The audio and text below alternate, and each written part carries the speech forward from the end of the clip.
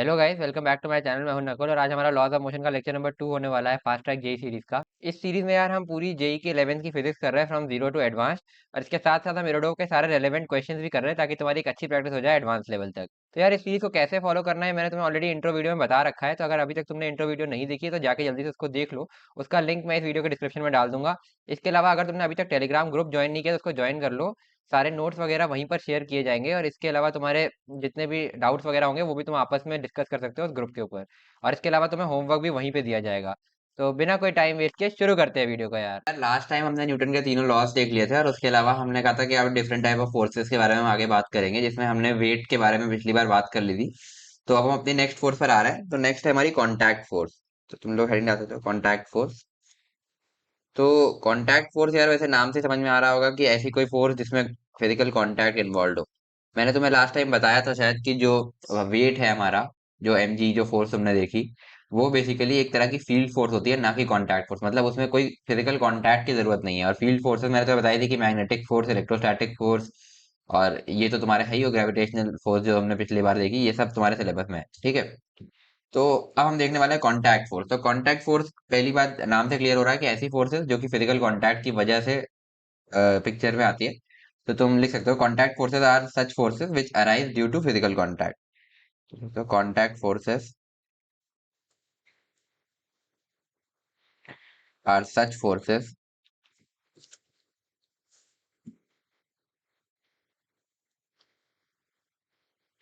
Which arise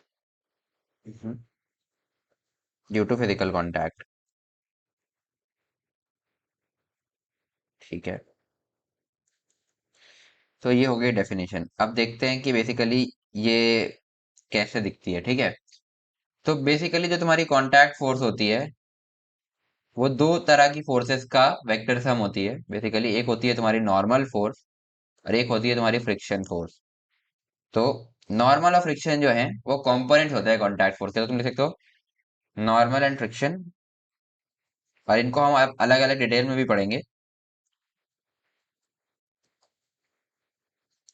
are components of contact force. तो कहीं पर अगर तुम्हें कॉन्टैक्ट फोर्स पूछा है ना, तो तुम केवल नॉर्मल या केवल फ्रिक्शन नहीं बता सकते। तुम्हें नॉर्मल और फ्रिक्शन अलग अलग निकालना पड़ेगा और उसके बाद उनको वेक्टोरली ऐड करना पड़ेगा। फिर जो तुम्हारा आंसर आएगा वो होगा तुम्हारा कॉन्टैक्ट फोर्स।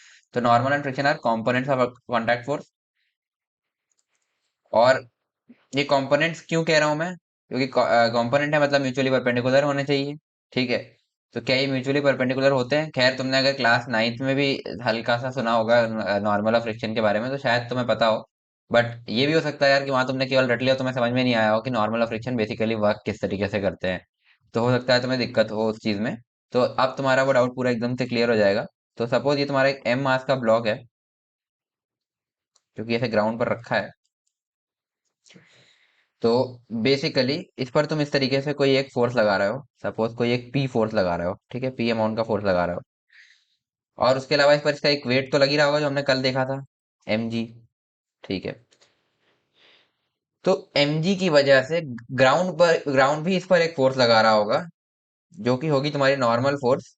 और नॉर्मल का डायरेक्शन होगा परपेंडिकुलर टू सरफेस, है ना, इस तरीके से ऐसे। ये परपेंडिकुलर है, इसमें सपोर्ट लाइन ऐड कर दी, ठीक है। और फ्रिक्शन जो होता है वो बेसिकली रिलेटिव मोशन की टेंडेंसी या रिलेटिव मोशन को अपोज करता है। वो भी हम डिटेल में देखेंगे कैसे। तो वो बेसिकली मोशन को अपोज करना चाहता है, या फिर अगर मोशन का चांस कहीं बन रहा है तो उसको अपोज करना चाहता है। मतलब जो फोर्स मोशन का चांस बना रही है उसको अपोज करना चाहता है, यानी कि उसके अपोजिट डायरेक्शन में लगता है। अब वो कर पाता है या नहीं वो हम आगे देखेंगे, ठीक है। तो फ्रिक्शन बेसिकली तुम्हारा इस तरीके से लगता है, सरफेस के पैरेलली। तो ये हो गया तुम्हारा फ्रिक्शन, ठीक है। तो फ्रिक्शन जो है तुम्हारा वो सरफेस के पैरेलली लगता है और नॉर्मल जो है वो सरफेस के परपेंडिकुलरली लगता है। इसीलिए ये दोनों हमेशा म्यूचुअली परपेंडिकुलर होते हैं। और इन दोनों का अगर तुम वेक्टर सम करोगे, तो ये फोर्स फ्रिक्शन वेक्टर, ये नॉर्मल वेक्टर, तो इनको अगर तुम वेक्टोरली ऐड करोगे तो इस तरीके से कुछ तुम्हारा, एक मिनट यार, इस तरीके से कुछ तुम्हारा कॉन्टैक्ट फोर्स आएगा, जो कि होगा इन दोनों का vector sum,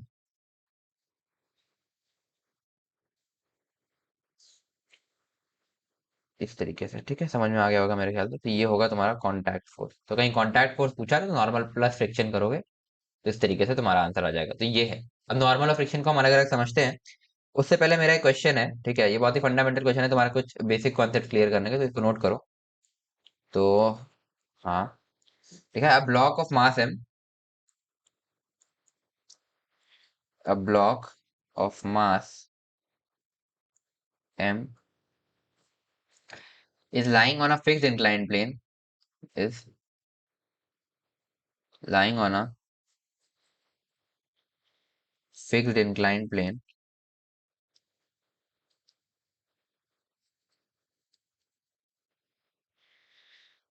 The force applied by inclined plane on block will be the force applied by inclined plane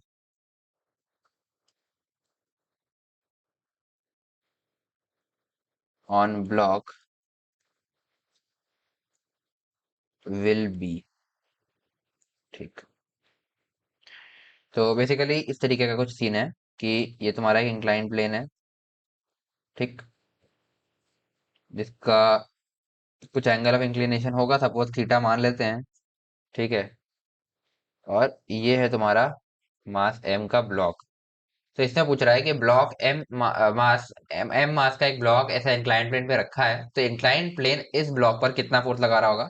तो चलो मैं आसान करता हूँ तुम्हारा काम, थोड़ा ऑप्शन दे देता हूँ। तो फर्स्ट ऑप्शन है तुम्हारा एम जी, सेकेंड ऑप्शन है तुम्हारा mu, sorry, mu M G cos theta,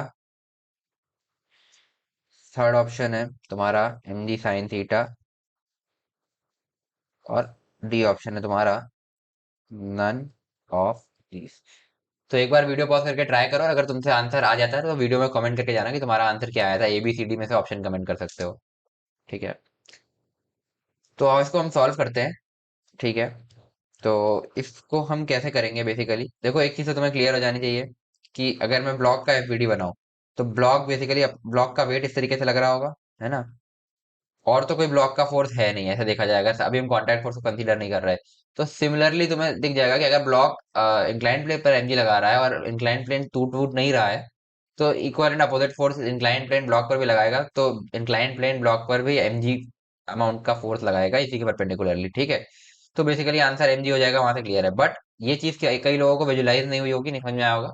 तो हम पूरा एफबीडी बना करके देखते हैं, ठीक है, तो उससे तुम्हें क्लियर होगा कि बेसिकली किस तरीके से पूरी चीजें हो रही हैं। ये था हमारा एम मास का ब्लॉक, और ये था इंक्लाइन प्लेन का सरफेस। मैं इतना ही बना रहा हूँ, ठीक है, इससे ज्यादा हमें जरूरत नहीं है फिगर में। तो हमने एक फोर्स तो देख ही लिया था कि ये एम जी वाला फोर्स इस पे लग रहा है, ठीक है, और ये एंगल था थीटा, ठीक है।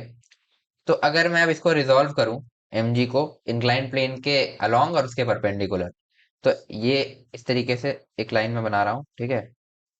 ये बेसिकली यहाँ से अगर एक इसका जो परपेंडिकुलर कंपोनेंट आएगा वो इस तरह आएगा, है ना, और अगर ये एंगल थीटा है, तो ये होगा तुम्हारा 90 माइनस थीटा, 90 माइनस थीटा, तो ये तुम्हारा हाँ, तो यार मैं ये कह रहा था कि इस तरीके से थीटा एंगल हो जाएगा, तो ये हो जाएगा तुम्हारा एम जी कॉस थीटा, ठीक है, इसका कंपोनेंट इस डायरेक्शन में, और एक इसके परपेंडिकुलर, इसके पैरेलल, सरफेस के पैरेलल आएगा ये वाला, ये हो जाएगा तुम्हारा एम जी साइन थीटा, ठीक है। अब क्योंकि ये कांटेक्ट फोर्स है और ये रफ कांटेक्ट है, स्मूथ कांटेक्ट तो है नहीं, और इसका हमने कोएफिशिएंट ऑफ फ्रिक्शन म्यू बोला था सरफेस का, ठीक है। तो इस पर एक तो नॉर्मल लगेगा, है ना, और नॉर्मल कितना होगा, एक मिनट मैं ड्रॉ करता हूँ। तो इस पे जो नॉर्मल लगेगा वो ऐसे सरफेस के परपेंडिकुलर इस तरीके से नॉर्मल फोर्स, जो कि तुम्हारा होगा एम जी कॉस थीटा के बराबर, जो कि वाई में कोई मोशन तो है नहीं, तो बराबर ही होगा, ठीक है। और इधर फ्रिक्शन लगेगा, है ना, और क्योंकि ये ब्लॉक तुम्हें लिखा हुआ है कि ये लाइंग है, मतलब block is lying on inclined plane लिखा हुआ था साफ साफ, यानी कि ये रेस्ट कर रहा है इस पर। तो ये भी कोई मोशन नहीं, तो फ्रिक्शन की वैल्यू तुम्हारी एम जी साइन थीटा के बराबर होगी, क्योंकि नेट कोई मोशन है नहीं, ठीक है। वैसे तो मुझे इसको लिख के इक्वेशन बना करना है, बट तुम्हें क्लियर दिख रहा है तो फिर फालतू का टाइम क्यों वेस्ट करना, कि एम जी साइन थीटा इस साइड है तो इस साइड भी एम जी साइन थीटा होगा, तो बराबर हो जाएगा, नेट कोई फोर्स नहीं होगा। ये हो गया। तो कांटेक्ट फोर्स जो होगा तुम्हारा, वो होगा नॉर्मल प्लस फ्रिक्शन, ठीक है। इन दोनों का रिजल्टेंट कुछ इस डायरेक्शन में आएगा, बेसिकली ये रिजल्टेंट ऐसा आएगा, ठीक है, अगर देखा जाए तो ये तुम्हारा कितना आएगा, है ना, ठीक है, नॉर्मल प्लस फ्रिक्शन, तो कांटेक्ट फोर्स के मॉड का वैल्यू बेसिकली हमसे यही पूछ रहा है ना, कांटेक्ट फोर्स कितना है। तो ये हो जाएगा तुम्हारा under root of normal square plus friction square, मतलब दोनों की वैल्यू का। क्योंकि परपेंडिकुलर कंपोनेंट्स हैं तो इस तरीके से ऐड कर दिया है हमने, ठीक है। कंपोनेंट्स ऐड करना तो आता ही है ना तुम्हें, कि A square plus B square plus two A B cos theta, या कॉस 90 तुम्हारा वही जीरो हो जाएगा, तो वो बस इतना ही बचेगा। तो नॉर्मल है तुम्हारा एम जी कॉस थीटा, तो इसको लिख सकते हो एम स्क्वायर, सॉरी, जी स्क्वायर कॉस स्क्वायर थीटा, और इसको लिख सकते हो एम जी साइन थीटा है, ये हो जाएगा एम स्क्वायर जी स्क्वायर साइन स्क्वायर थीटा, है ना। तो अगर तुम एम स्क्वायर जी स्क्वायर कॉमन लेते हो अंदर और उसको फिर बाहर निकाले तो रूट पे, तो एम जी बाहर आ जाएगा, अंदर बचेगा तुम्हारा कॉस स्क्वायर थीटा। इसको मैं ऐसे लिख दे रहा हूँ, cos square plus sine square, ठीक है, शॉर्ट फॉर्म में। तो cos square plus sine square क्या होता है, वन, तो ये बचेगा केवल एम जी। तो तुम्हारा आंसर यही हो जाएगा एम जी, ए ऑप्शन। तो कितने लोगों का आंसर सही आया था कमेंट करके जाना। तो वैसे मुझे लगता है ज्यादातर लोगों का ये एम जी साइन थीटा आया होगा, क्योंकि ये गलती हो जाती है यार। बट अब मेरे ख्याल से तुम्हें क्लियर हो गया होगा कि किस तरीके से हम इसको सॉल्व कर रहे हैं। बेसिक कॉन्सेप्ट है ये, कॉन्टैक्ट फोर्स होता कैसे है, बस यही। और बाकी वो तो दिख ही रहा था कि एम जी लग रहा है तो सेम अमाउंट का फोर्स वापस इक्वल उसको मिलेगा, तो वो तो वैसे भी क्लियर था। बट वो ना भी समझ में आया तो तुम इस तरीके से दोनों डायरेक्शन में फोर्सेस रिजॉल्व करके देख लो और तुम्हें आइडिया लग जाएगा। आगे बढ़ते हैं, तो अब हम एक एक करके दोनों फोर्सेस की बात करने वाले थे, नॉर्मल और फ्रिक्शन की। तो सबसे पहले हम नॉर्मल से स्टार्ट करते हैं। तो हेडिंग डाल सकते हो नॉर्मल। तो नॉर्मल का एक चीज तो समझ में आ गया कि ये सरफेस के परपेंडिकुलर लगने वाला कांटेक्ट फोर्स है, ठीक है। तो इसके लिए तुम लिख सकते हो normal generally acts in push form towards the body, in push form towards the body. ये समझ में आ भी गया होगा, जैसे ब्लॉक सरफेस पर रखा है, तो सरफेस से ब्लॉक के ऊपर इस तरीके से एक पुश फॉर्म में फोर्स लग रही है, तो ये एक पुश फॉर्म में काम करता है और बॉडी के टुवर्ड्स होता है, और परपेंडिकुलर तो होता ही, तुमने देख ही लिया, टुवर्ड्स द बॉडी, ठीक है।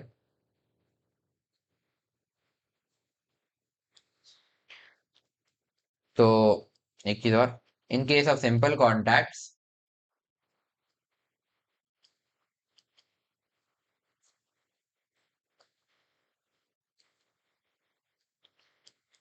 It acts perpendicular to surface, it acts perpendicular. हाँ, तो यार हम बात कर रहे थे कि in case of simple contacts it acts perpendicular to surface, ठीक है। अब अगर हिंज्ड कॉन्टैक्ट्स हैं, जैसे डोर को तुमने देखा होगा, डोर एक तरह का हिंज होता है, कि मतलब एक पॉइंट के अबाउट वो रोटेट कर रहा है इस तरीके से, कहीं पर हिंज किया हुआ है। तो हिंज कॉन्टैक्ट्स में हम नॉर्मल किस तरीके से लिखेंगे, तो लिख सकते हो in case of hinged contacts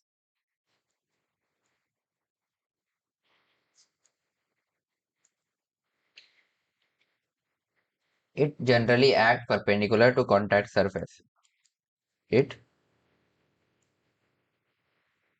generally acts, नहीं, परपेंडिकुलर तो नॉर्मल कॉन्टैक्ट में हुआ, it generally acts,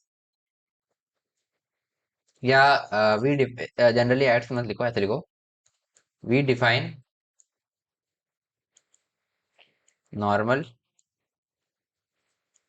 in form of its components, in form of its components. तो कैसे डिफाइन करेंगे, आओ देखते हैं। ठीक है, पहले हिंज का ही निपटा देते हैं, फिर आगे सिंपल कॉन्टैक्ट्स भी हम देखेंगे। तो सपोज इस तरीके का एक कोई हिंज है, एक रॉड है, तो इस पर इस तरीके से कुछ हिंज है, ठीक है, ये एक रॉड है अपने पास, ठीक। तो चलो इसको ऐसे ले लेते हैं, ये कुछ ऐसे इस तरीके से, मतलब ऐसे लटकी, ये इस पर मूव कर सकती है हिंज पर एक तरीके से। तो इस पर जो नॉर्मल होगा उसको हम इन form of its components define करेंगे, मतलब इस पॉइंट पर होगा बेसिकली पॉइंट ऑफ कांटेक्ट, तो यही है। एक होगा तुम्हारा एक्स डायरेक्शन में एन एक्स, इसका कंपोनेंट, एक होगा इसका एन वाई, और एक होगा जेड डायरेक्शन में एन जेड। इस तरीके से हम N x N y N z define करेंगे, और फिर उनको सॉल्व करेंगे गिवन सिचुएशन के हिसाब से। तो बेसिकली हिंज कॉन्टैक्ट हम इस तरीके से रेक्टेंगुलर कंपोनेंट्स में के फॉर्म में N x N y N z की तरह नॉर्मल को डिफाइन करते हैं, ठीक। आगे बढ़ते हैं। हाँ, अब हमने कहा था कि जैसे सिंपल कॉन्टैक्ट जो ये ऊपर जो हमने लिखा था कि इनके simple contact it acts perpendicular to surface, तो अब ये सिंपल कॉन्टैक्ट्स में कैसे वर्क करता है इसको देखते हैं। तो पहले इन सिंपल पॉइंट कॉन्टैक्ट्स क्या होगा, है ना, इन सिंपल पॉइंट कॉन्टैक्ट्स। तो पॉइंट कॉन्टैक्ट का मतलब क्या हुआ कि केवल एक पॉइंट पर कांटेक्ट हो रहा है ना। जैसे हमने ऊपर वाला ये एग्जांपल देखा था ना ब्लॉक वाला, इसमें बेसिकली सरफेस कांटेक्ट था, पूरा का पूरा एक सरफेस कांटेक्ट में आ रहा था ये वाला, है ना, इस तरीके का। और सिमिलरली जो हमने यहाँ पर एग्जांपल देखा इसमें भी ये सरफेस कांटेक्ट ही था। अब हम बात कर रहे हैं एक पॉइंट कांटेक्ट, मतलब केवल एक पॉइंट कांटेक्ट में आएगा। तो एग्जांपल देखते हैं। सपोज ये हमारे पास एक वॉल है इस तरीके की, और ये हमारे पास एक और वॉल है, बेसिकली ये ग्राउंड है इस तरीके का। और इस पर हमारे पास एक ये इस तरीके की रॉड रखी हुई है, ये ये रॉड है। तो इस पर हम नॉर्मल देखेंगे। तो बेसिकली दो जगह पर कांटेक्ट में दिख रहा होगा, एक ये है और एक ये वाला पॉइंट है, दो पॉइंट्स पर कांटेक्ट है ना। इन दोनों पॉइंट्स पर जो नॉर्मल होगा वो होगा परपेंडिकुलर टू सरफेस, जैसा कि हमने कहा था कि normal at perpendicular to the contact surface. तो यहाँ पर इस सरफेस के परपेंडिकुलर ऐसा होगा नॉर्मल, है ना, N1 बोल दे रहा हूँ इसको। और यहाँ पर इस सरफेस के परपेंडिकुलर ऐसा होगा, इसको मैं बोल दे रहा हूँ N2। तो इस तरीके से हम N1 और N2 डिफाइन कर रहे हैं, ठीक, अलग अलग पॉइंट पे। और उसके अलावा इस पर एक mg वाला फोर्स तो इसका लग ही रहा होगा सेंटर ऑफ मास पर, इस तरीके से। तो ये इसका पूरा एफबीटी बन गया। तो इसमें कैसे नॉर्मल दिखाया, बेसिकली परपेंडिकुलर टू सरफेस, ठीक है, मेरे ख्याल से क्लियर हो गया होगा। अब हम बात करते हैं इन सरफेस कांटेक्ट, जैसे अभी हम ऊपर देखते हुए आ रहे थे, जो हमने ऊपर हाँ, तो यार हमने जो भी ऊपर एक क्वेश्चन किया उसमें भी सरफेस कांटेक्ट ही था। तो अब सरफेस कांटेक्ट में हम कैसे देखते हैं, एक खास बात होती है नॉर्मल की सरफेस कांटेक्ट में, तो आओ उसको देखते हैं। तो लिख सकते हो in surface contacts, in surface contacts normal, वैसे होता तो परपेंडिकुलर टू सरफेस ही है, but normal can shift itself, normal can shift itself. तो इसका क्या मतलब हुआ यार कि नॉर्मल कैन शिफ्ट इटसेल्फ? होता तो परपेंडिकुलर टू सरफेस ही है, बट जनरली जो हमारा वेट है वो तो सेंटर ऑफ मास पर ही लगता है। तो नॉर्मल अभी सेंटर ऑफ मास पर लग रहा था, बट कुछ केसेस में वो सेंटर ऑफ मास से आगे पीछे शिफ्ट भी कर सकता है। होगा परपेंडिकुलर टू सरफेस ही, उसी सरफेस पर रहेगा, बट आगे पीछे शिफ्ट कर सकता है। कहने का मतलब क्या हुआ वो देखते हैं, है ना। तो हम दो तीन एग्जांपल लेंगे। तो पहला केस है हमारा कि इस तरीके से हमारा एक सरफेस है, ये रहा, ठीक है, और इस पर एक इस तरीके से ब्लॉक रखा हुआ है ना, मास है। तो इसका अगर तुम आप फ्री बॉडी डायग्राम बनाओगे, तो एक इस पर लग रहा होगा इसका वेट जो कि mg है, और एक नॉर्मल लग रहा होगा इसी सेंटर ऑफ मास वाले पॉइंट पर, है ना, और ये इसको बैलेंस कर रहा होगा, ठीक है, ये सेंटर ऑफ मास है ब्लॉक का, तो इस पर ही लग रहा होगा। तो मेरे ख्याल से इसमें तुम्हें डाउट नहीं होना चाहिए, तो ये एकदम सही है। सेकेंड केस है हमारा कि यही हमारे पास एक ब्लॉक है, ठीक है, इस तरीके का m मास का, ठीक। तो अब इसका फ्री बॉडी डायग्राम, अब हम क्या कह रहे हैं कि हम इस पर एक इस तरीके से p मैग्नीट्यूड का फोर्स लगा रहे हैं, ठीक है, p मैग्नीट्यूड का ये हमने एक फोर्स इस तरीके से ऊपर की तरफ यहाँ पर लगाया। कैसे लग रहा है वो तुम्हें डायग्राम में दिख गया होगा। इसके अलावा ये हमारा वेट लग रहा था, है ना। अब जो हमारा नॉर्मल होगा ना, वो बेसिकली यहाँ पर नहीं हो सकता। क्यों? क्योंकि ऐसा है ना कि अभी तुमने टॉर्क वैसे पढ़ा नहीं है, बट जब तुम टॉर्क पढ़ोगे तो तुम्हें समझ में आएगा कि इस पॉइंट के अबाउट तुम वैसे थोड़ा सा इमेजिन भी कर सकते हो कि अगर नॉर्मल ऐसे लग गया, तो इस पॉइंट के अबाउट देखो नेट फोर्स तो जीरो हो जाएगा, इसको बैलेंस करने वाला फ्रिक्शन हम यहाँ से ले आएंगे अभी हम्म हाँ, तो यार अभी ये कह रहे थे कि सपोज अभी फ्रिक्शन नहीं लग रहा है ना। तो जो हमारा ये पी फोर्स है और जो एम जी वाला फोर्स है, ठीक है, अभी तो ऐसा है, बट इनकी वजह से एक नेट टॉर्क प्रोड्यूस हो रहा है, जिसकी वजह से ये ब्लॉक की एक टेंडेंसी बन रही है कि इस तरीके से घूम करके ऐसे टपल कर जाए। तो नेट फोर्स तो जीरो होगा, मतलब ये अपनी पोजीशन से आगे पीछे तो नहीं होगा, बट ये यहीं पर ऐसे घूम जाएगा और टपल कर जाएगा। वो भी नहीं होना चाहिए। हमने स्टार्टिंग में बात करी थी कि इक्विलिब्रियम दो तरीके का होता है, एक होता है ट्रांसलेटरी इक्विलिब्रियम, एक होता है रोटेटरी इक्विलिब्रियम। ट्रांसलेटरी इक्विलिब्रियम तुम्हारा यही था कि वो अपनी पोजीशन आगे पीछे या किसी भी एक डायरेक्शन में से चेंज नहीं करेगा। तो वो होता है तुम्हारा ट्रांसलेटरी इक्विलिब्रियम। रोटेटरी इक्विलिब्रियम क्या कि किसी भी पॉइंट के अबाउट वो इस तरीके से रोटेट भी नहीं करेगा। बट अभी के केस में अगर नॉर्मल तुम्हारा ऐसे लग गया, है ना, तो नॉर्मल और mg का टॉर्क तो जीरो है, तो ये इनको नहीं घुमा रहा है, बट ये p फोर्स इसको ऐसे करके घुमा देगा।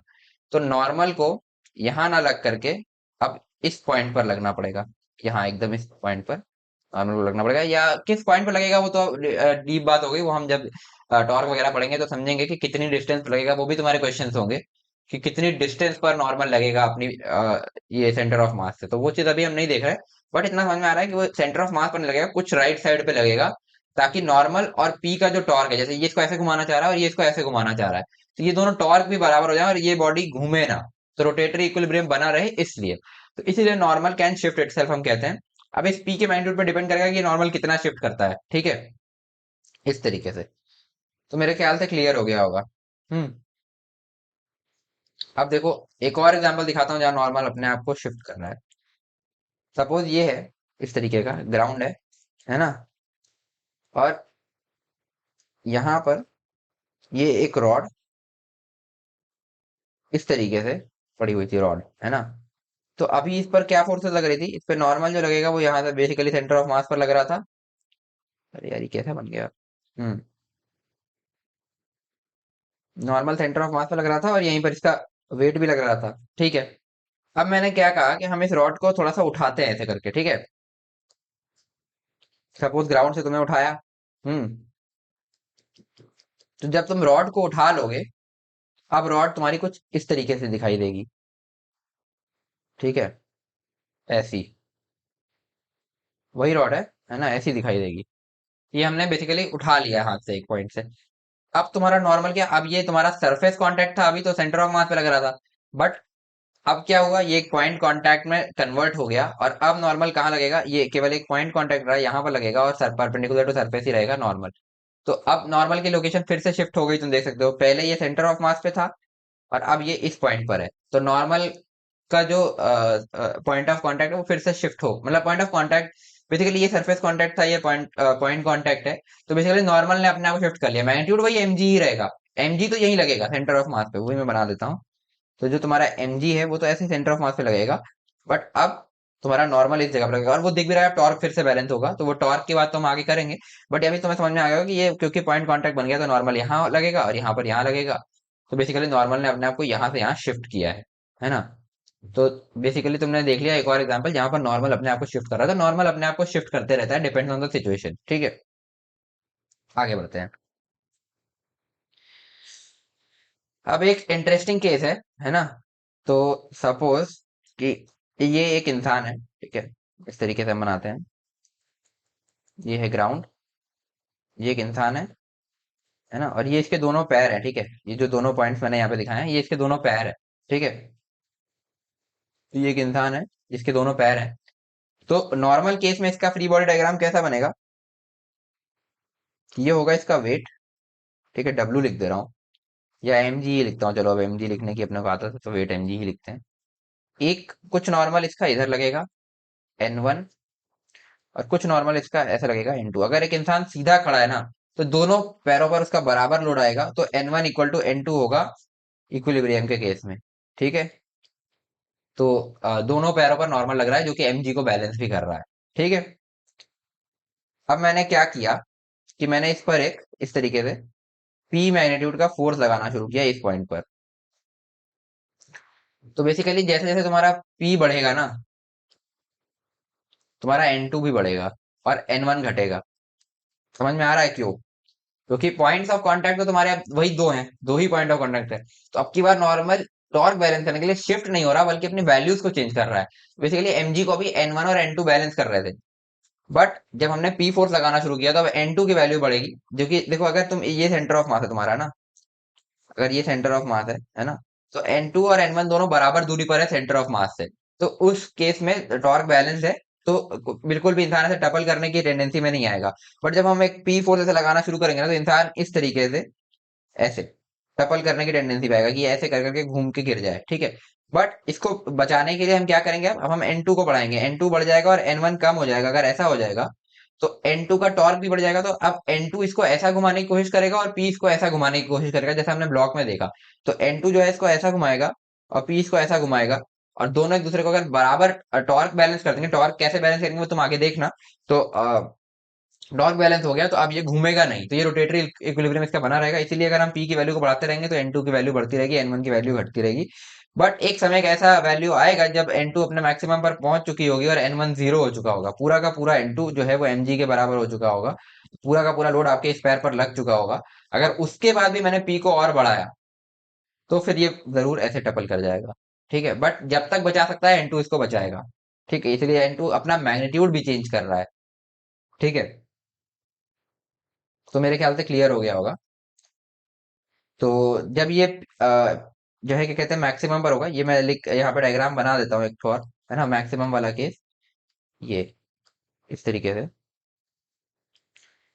ये mg था, है ना, ये p को हम बढ़ाते जा रहे हैं। ठीक है, बहुत ज्यादा हो गया। तो p का जब p इतना हो जाएगा कि जो है ये पूरा का पूरा नॉर्मल इधर आ जाएगा, है ना, N2 इक्वल टू एम जी हो जाएगा।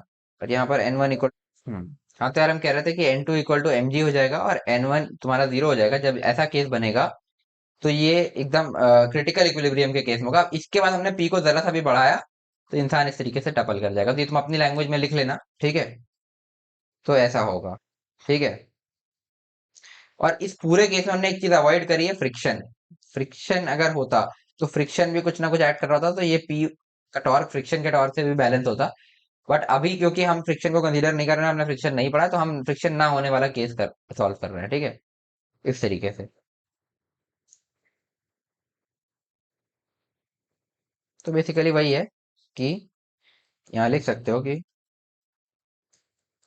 For equilibrium F net equal to zero और नेट टॉर्क भी जीरो होना चाहिए। ठीक है, और यही एक रीजन है जिसकी वजह से ऐसा नॉर्मल अपने आप को शिफ्ट कर रहा है और इस तरीके से हो जा रहा है। ठीक है, यही रीजन है। तो मेरे ख्याल से क्लियर हो गया होगा ये पॉइंट। अब एक तरह का कांटेक्ट और होता है, हमने पॉइंट कांटेक्ट देखा, सरफेस कांटेक्ट देखा, अब एक होता है एज कांटेक्ट। ठीक है, एज कांटेक्ट, तो एज कांटेक्ट में हम कैसे काम करते हैं तो वो देखते हैं, है ना। एज कांटेक्ट का मतलब है, सपोज तुम्हारे पास इस तरह का सिचुएशन है कि ये तुम्हारे पास एक सरफेस है, ये ग्राउंड है, मतलब ये वॉल थी, ये ग्राउंड है, इस तरीके से। और तुम्हारे पास एक रॉड रखी है जो कि इस तरीके से है। ठीक है, ये है रॉड, है ना। इसका एफबीडी बनाओगे तो एक तो तुम्हारा वही वेट का फोर्स mg, यहाँ से एक नॉर्मल लगेगा जो कि पॉइंट कांटेक्ट है, तो तुम्हें दिख रहा होगा सरफेस के परपेंडिकुलर, और एक ये कांटेक्ट और है। बट यहाँ पर नॉर्मल की डायरेक्शन क्या होगी, है ना, वो होगी परपेंडिकुलर टू बॉडी इटसेल्फ। ये, तो एज कांटेक्ट में जो नॉर्मल होता है वो बॉडी के ही परपेंडिकुलर होता है, यानी कि रॉड के ही परपेंडिकुलर हम इसको ड्रॉ करेंगे। तो यहाँ पर लिख सकते हो, in case of edge contacts, in case of edge contacts,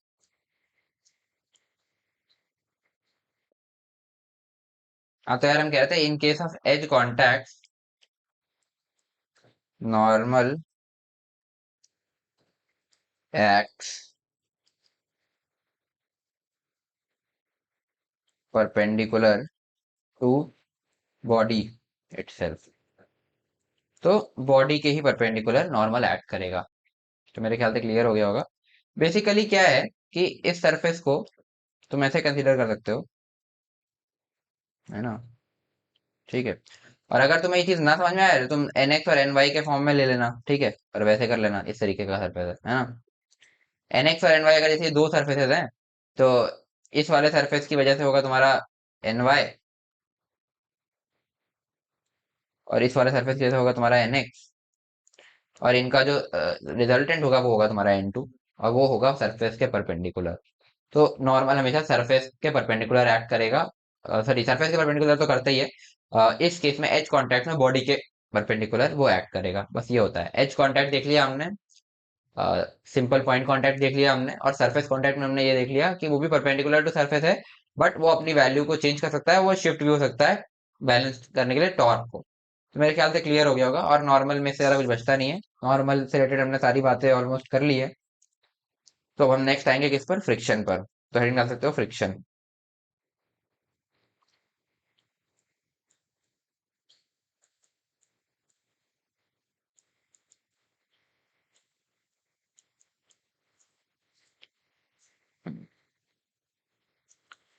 तो फ्रिक्शन जैसा कि तुमने देखा कि वो सरफेस के पैरेलली एक्ट करता है, कांटेक्ट फोर्स का दूसरा कंपोनेंट वही है। तो अब फ्रिक्शन के बारे में कुछ बातें पहले समझते हैं कि फ्रिक्शन एक एडजस्टेबल फोर्स है। फ्रिक्शन का मेन काम क्या होता है कि वो रिलेटिव मोशन या टेंडेंसी ऑफ रिलेटिव मोशन, अगर दो सरफेस हैं, दो बॉडीज हैं, तो उनके बीच में रिलेटिव मोशन ना हो, ये चीज वो ट्राई करता है। और दूसरी चीज, अगर मोशन हो रहा है तो उसको वो अपोज करता है, मतलब वो एक हद तक अपोज कर सकता है। उसके बाद, क्योंकि फ्रिक्शन की भी एक मैक्सिमम वैल्यू होती है, उस मैक्सिमम वैल्यू के ऊपर अगर तुमने फोर्स अप्लाई कर दिया तो फ्रिक्शन भी कुछ कर नहीं पाएगा। वो चाहेगा जरूर कि वो रोक के रखे बॉडी को, बट वो ऐसा कर नहीं पाएगा। तो उस केस में जो फ्रिक्शन एक्ट करता है उसको बोलते हैं काइनेटिक फ्रिक्शन। और अगर फ्रिक्शन अपने काम में सक्सेसफुल है और वो एक जो फोर्स हम अप्लाई कर रहे हैं उसको अपोज करके बॉडी को रोक के रख पा रहा है, तो उस केस में जो फ्रिक्शन एक्ट करता है उसको हम बोलते हैं स्टैटिक फ्रिक्शन। ठीक है। तो फ्रिक्शन बेसिकली दो टाइप के हो गए, स्टैटिक फ्रिक्शन और डायनेमिक फ्रिक्शन। डायनेमिक या काइनेटिक जो भी बोल लो, दोनों सेम ही है। ठीक है। तो ये हो गया। और फ्रिक्शन का बेसिकली काम ये है कि वो रिलेटिव मोशन, मतलब दो बॉडीज के बीच में रिलेटिव मोशन को प्रिवेंट करना चाहता है। अब वो कर पाता है या नहीं, उसके बेसिस पर उसके दो टाइप्स है, काइनेटिक और स्टैटिक। तो और ये सेल्फ एडजस्टिंग है, मतलब इसकी एक फिक्स्ड वैल्यू नहीं होती, ये अपने हिसाब से ये वेरिंग एक रेंज में वेरी करता है, डिपेंडिंग ऑन द सिचुएशन। तो कैसे करता है वो हम देखते हैं। तो पहले लिख सकते हो, friction is a self adjustable force.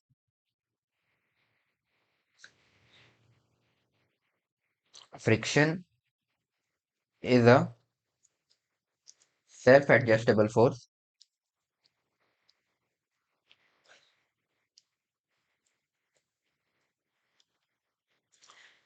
It is a type of living force. Living force का मतलब वही कि वो अपने आप क्या कहते हैं, एडजस्ट कर रहा है।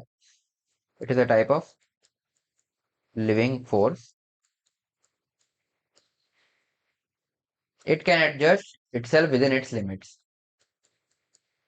It can adjust itself within its limits। within its limits बहुत इंपॉर्टेंट बात है, क्योंकि फ्रिक्शन की भी कुछ लिमिट होती है, उससे ज्यादा वो नहीं कर सकता। उसके बाद वो चाहेगा जरूर रिलेटिव मोशन को रोकना, पर मोशन रुकेगा नहीं फिर। तो वहीं पर वो काइनेटिक फ्रिक्शन वाली चीज आ जाती है। तो वो अपनी मैक्सिमम वैल्यू पर लगता रहेगा, अपोज करता रहेगा मोशन को, बट रोक नहीं सकता, क्योंकि वो अपनी लिमिट तक आ चुका है। उसके ऊपर अगर तुम कुछ और वैल्यू फोर्स की लगा रहे हो बॉडी को मूव कराने के लिए, तो वो उसको अपोज भी कर सकता है, रोक के नहीं रख सकता। ठीक है। तो बेसिकली फ्रिक्शन की एक रेंज होती है, क्योंकि लिमिट की हमने बात कर ली, तो फ्रिक्शन की एक रेंज होती है। तो वो होती है 0 से फ्रिक्शन की मैक्सिमम वैल्यू तक। तो फ्रिक्शन एक रेंज बाउंड फोर्स हो गई। तो डिपेंडिंग ऑन द सिचुएशन, ये 0 से लेकर के उस मैक्सिमम फ्रिक्शन तक के बीच में कुछ भी लग सकती है कि आपने कितनी फोर्स लगाई। सपोज मैक्सिमम फ्रिक्शन 10 न्यूटन है, तो सपोज है कि ये ब्लॉक है ना। ठीक है। इसको मेरे को मूव कराना है, इसका एफ एस मैक्स जो ये मैक्सिमम फ्रिक्शन है वो सपोज 10 न्यूटन है ना। तो मैं यहाँ पर एक पी फोर्स लगा रहा हूँ। ये पी जो फोर्स है, ये 1 न्यूटन होगी, अगर ये 1 न्यूटन है तो फ्रिक्शन भी तुम्हारा 1 न्यूटन लगेगा। फ्रिक्शन लगेगा तो ऐसे ही अपोजिट डायरेक्शन में। तो अगर पी 1 न्यूटन है तो एफ भी 1 न्यूटन होगा, पी 2 न्यूटन है तो एफ भी 2 न्यूटन होगा, पी 3 न्यूटन है तो एफ भी 3 न्यूटन होगा। ऐसे करते करते जब तक पी तुम्हारा 10 न्यूटन होगा तब तक एफ तुम्हारा, हाँ तो यार ऐसे करते करते जब तक पी तुम्हारा 10 न्यूटन होगा तब तक एफ भी तुम्हारा 10 न्यूटन होगा। बट जैसे ही पी तुम्हारा 11 न्यूटन हुआ, तो ये बेचारा, क्योंकि इसकी मैक्सिमम वैल्यू है 10 न्यूटन, है 10 न्यूटन रह जाएगा, और नेट में तुम्हारे पास इस तरफ 1 न्यूटन का फोर्स रह जाएगा, जिसकी वजह से ब्लॉक आगे मूव कर जाएगा। लेकिन तब भी ये अपने 10 न्यूटन पर लगता रहेगा, है ना। और ये 11 न्यूटन देने के बाद भी तुम्हें नेट फोर्स केवल 1 न्यूटन का मिलेगा, क्योंकि 10 न्यूटन से ये अपोज कर रहा है मोशन को। बट ये 10 से ज्यादा से अपोज कर ही नहीं सकता, तो अब ये मूव तो करेगा, बट फिर भी ये पूरे टाइम 10 न्यूटन की वैल्यू पर लगता रहेगा। और अब इस फ्रिक्शन को हम बोलेंगे काइनेटिक फ्रिक्शन। इससे पहले जो 1 2 3 लग रहा था, जब इसको रोक के रखा था, इवन जो 10 था वहां तक ये स्टैटिक फ्रिक्शन था, क्योंकि ये इसको रोकने में सक्षम था। तो वही नाम से क्लियर होगा, स्टैटिक फ्रिक्शन। और डायनेमिक फ्रिक्शन, जब ये मूव कर जाएगा, वो अपोज तब भी करता रहेगा, बट अब वो रोक के नहीं रख पा रहा। अब इसको हम डायनेमिक फ्रिक्शन या काइनेटिक फ्रिक्शन बोल देते हैं।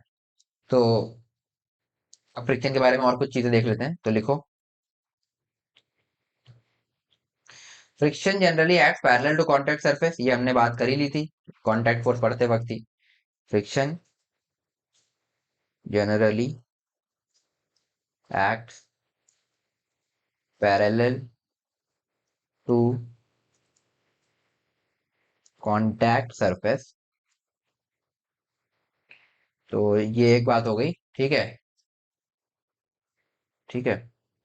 And it wants to oppose the tendency of relative motion. तो बेसिकली पैरेलल से रखेगा, अब किस डायरेक्शन में लगेगा, वो डिपेंड करता है जो फोर्स आता है। जैसे मैंने पी इधर साइड से लगाया था तो एफ उसके अपोजिट लग रहा था, अगर पी में मैं इस साइड से लगाता तो एफ उसके अपोजिट इस तरीके से लगता। लगता सरफेस के पैरेलली, बट वो ऐसे लगता कि उस पी को अपोज करे, ठीक है। बट इट वांट ठीक है, and it wants to oppose the tendency of relative motion. तो टेंडेंसी क्यों बोल रहा हूं मैं, रिलेटिव मोशन क्यों नहीं बोल रहा हूँ, क्योंकि जो 1 2 3 न्यूटन वाले केसेस थे वो टेंडेंसी ही थी। मतलब फ्रिक्शन नहीं था तो ब्लॉक मूव कर जाता, बट फ्रिक्शन ने उसको रोक दिया। जब तक फ्रिक्शन रोक पा रहा है मतलब वो रिलेटिव मोशन की टेंडेंसी बनी थी उस पी फोर्स की वजह से, लेकिन फ्रिक्शन ने बराबर से लग करके उसको रोक दिया, तो रिलेटिव मोशन नहीं हुआ, इसलिए हम वहां पर बोल रहे हैं टेंडेंसी ऑफ रिलेटिव मोशन। अगर मोशन हो जाता जैसे वो 11 न्यूटन मैंने बोला था, तो उस केस में तुम्हारा जो है टेंडेंसी और रिलेटिव मोशन नहीं होता। हाँ तो यार हम ये कह रहे थे, friction generally acts parallel to contact surface and it wants to oppose tendency of relative motion. तो लिख सकते हो it wants to oppose tendency of relative motion, ठीक है, ये हो गया। और रिलेटिव मोशन या तो टेंडेंसी या फिर रिलेटिव मोशन, वो डिपेंड करता है, जो हमने देख लिया टेंडेंसी वाला केस भी और रिलेटिव मोशन इटसेल्फ वाला केस भी, कि कब क्या होगा, ठीक है। Between two rough contact surface, हाँ, ये एक इंपॉर्टेंट पॉइंट है कि सरफेस रफ होने चाहिए। स्मूथ सरफेस पे फ्रिक्शन एक्ट नहीं करता है। टू रफ कॉन्टैक्ट सरफेसेस, है ना, स्मूथ सरफेस पे फ्रिक्शन एक्ट ही नहीं करता है। तो अब हम देखेंगे कि रफ सरफेस पर ये अब इसकी वैल्यू वगैरह कैसे निकालते हैं, वो हम आगे देखते हैं, ठीक है। या कॉन्टैक्ट पॉइंट्स भी हो सकते हैं, ठीक है, पॉइंट कॉन्टैक्ट हुआ तो भी ठीक है, तब भी फ्रिक्शन लगेगा। तो ये हो गया, ठीक है। अब लिखो, when there is a tendency of relative motion, when there is a tendency of relative motion,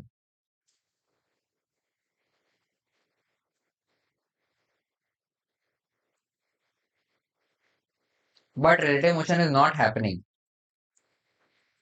but relative motion is not happening,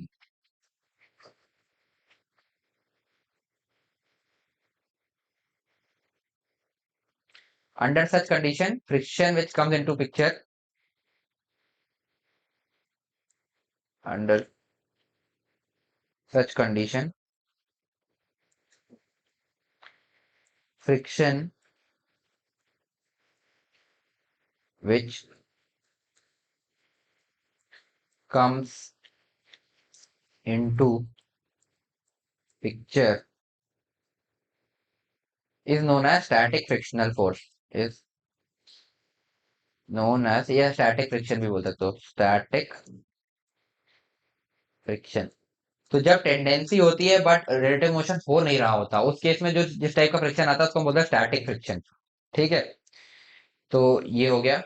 और बेसिकली एग्जांपल के तौर पे फिर से लिख लेते हैं यहाँ पे, तो ये हमारे पास एक ब्लॉक है एम मास का, ठीक है। इस पर हम एक पी फोर्स ऐसे लगाना चालू करते हैं, इसका mu, coefficient of static friction not equal to 0, ये बेसिकली बता रहा है कि ये रफ है। ये म्यू क्या है इसको भी हम आगे देखते हैं, है ना। तो फ्रिक्शन की मैक्सिमम वैल्यू जो है वो है 6p, ठीक है। तो जब तक ये, सॉरी 6 न्यूटन, ठीक है, और ये पी जब तक 1 न्यूटन है 2 न्यूटन है तब तक कोई दिक्कत, तब तक ये सारे जो है यहाँ पर जो फ्रिक्शन लगेगा वो फ्रिक्शन स्टैटिक फ्रिक्शन होगा, है ना। बट अगर ये पी जो तुम्हारा है ये मोर देन 6 न्यूटन हो जाए, सपोज 7 न्यूटन हो जाए, तो जो तुम्हारा फ्रिक्शन एक्ट करेगा वो ऐसे लगेगा, पर वो अब काइनेटिक फ्रिक्शन हो जाएगा, क्योंकि अब एक नेट फोर्स आने लगेगा और ये ब्लॉक मूव करने लगेगा, जो हमने ऊपर बात कर ली ऑलरेडी, ठीक है। तो यही है। तो यहाँ पर लिख सकते हो, इसी केस का एग्जांपल लिख के लिख लो कि if friction increase, sorry, if p increases and becomes 6 Newton, मतलब इस p को हमने बढ़ाया और अब ये 6 न्यूटन हो गया, ठीक है। Then block is in critical equilibrium, then block is in critical equilibrium relative motion just tends to start, relative motion just tends to start. तो ऐसा सा हो जाएगा, ठीक है, ये हो गया। अब ठीक है, तो relative motion just tend to start, 6 newton बराबर बराबर हो गया। अब 6 से हम जरा भी बढ़ाएंगे तो रिलेटिव मोशन चालू हो जाएगा, ठीक है। तो ये केस हो गया हमारा क्रिटिकल इक्विलिब्रियम का। तो अब हम लिखते हैं अगर हम पी को और बढ़ाएंगे, if P increases further,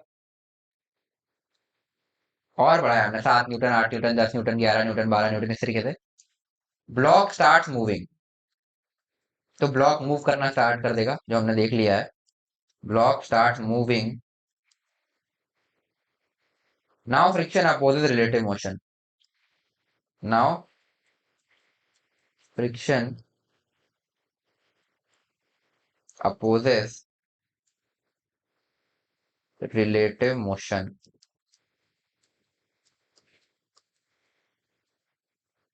This type of friction is known as kinetic friction. This type of friction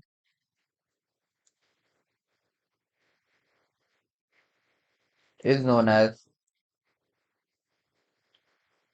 kinetic friction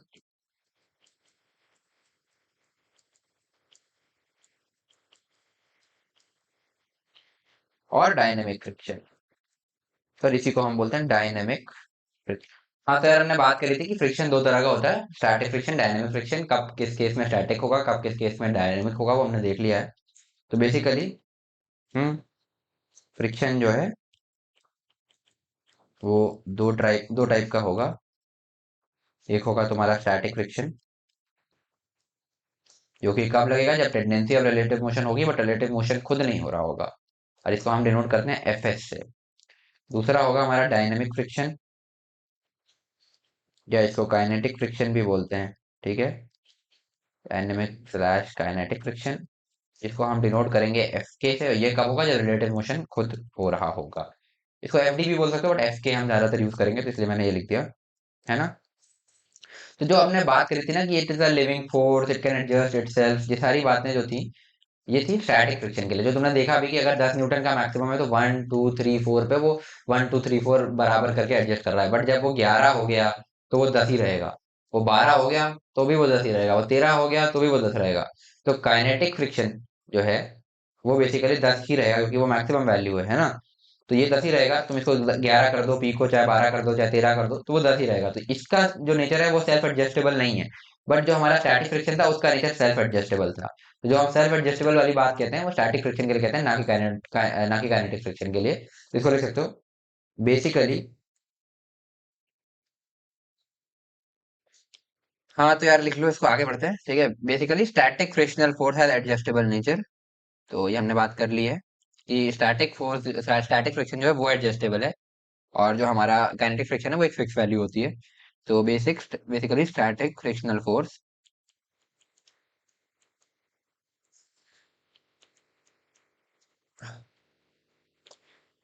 is adjustable in nature, या हैज एडजस्टेबल नेचर लिख सकते हो, हैज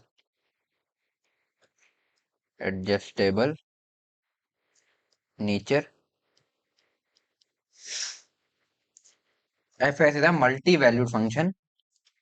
बेसिकली मैं कहना चाह रहा हूँ कि मल्टी वैल्यूड फंक्शन है, is a multi valued function under the limit 0 से f मैक्स। मतलब 0 से f मैक्स के बीच में कुछ भी हो सकता है, डिपेंड्स ऑन कि कितनी फोर्स से हम मोशन को कराना चाह रहे हैं, ठीक है। 0 से f मैक्स, एफ मैक्स क्या, वो बेसिकली एफ एस मैक्स बोलते हैं, क्योंकि स्टैटिक फ्रिक्शन का मैक्सिमम वैल्यू होता है। तो ये हो गया। फिर लिख सकते हो काइनेटिक फ्रिक्शन जो है वो हमेशा सिंगल वैल्यूड होता है। तो kinetic friction is always single valued, kinetic friction is always single valued, ठीक,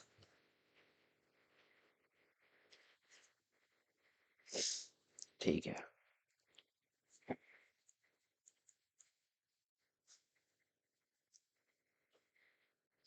तो ये हो गया। अब हम बात करेंगे फ्रिक्शन कोएफिशिएंट के बारे में, जो कि होता है म्यू।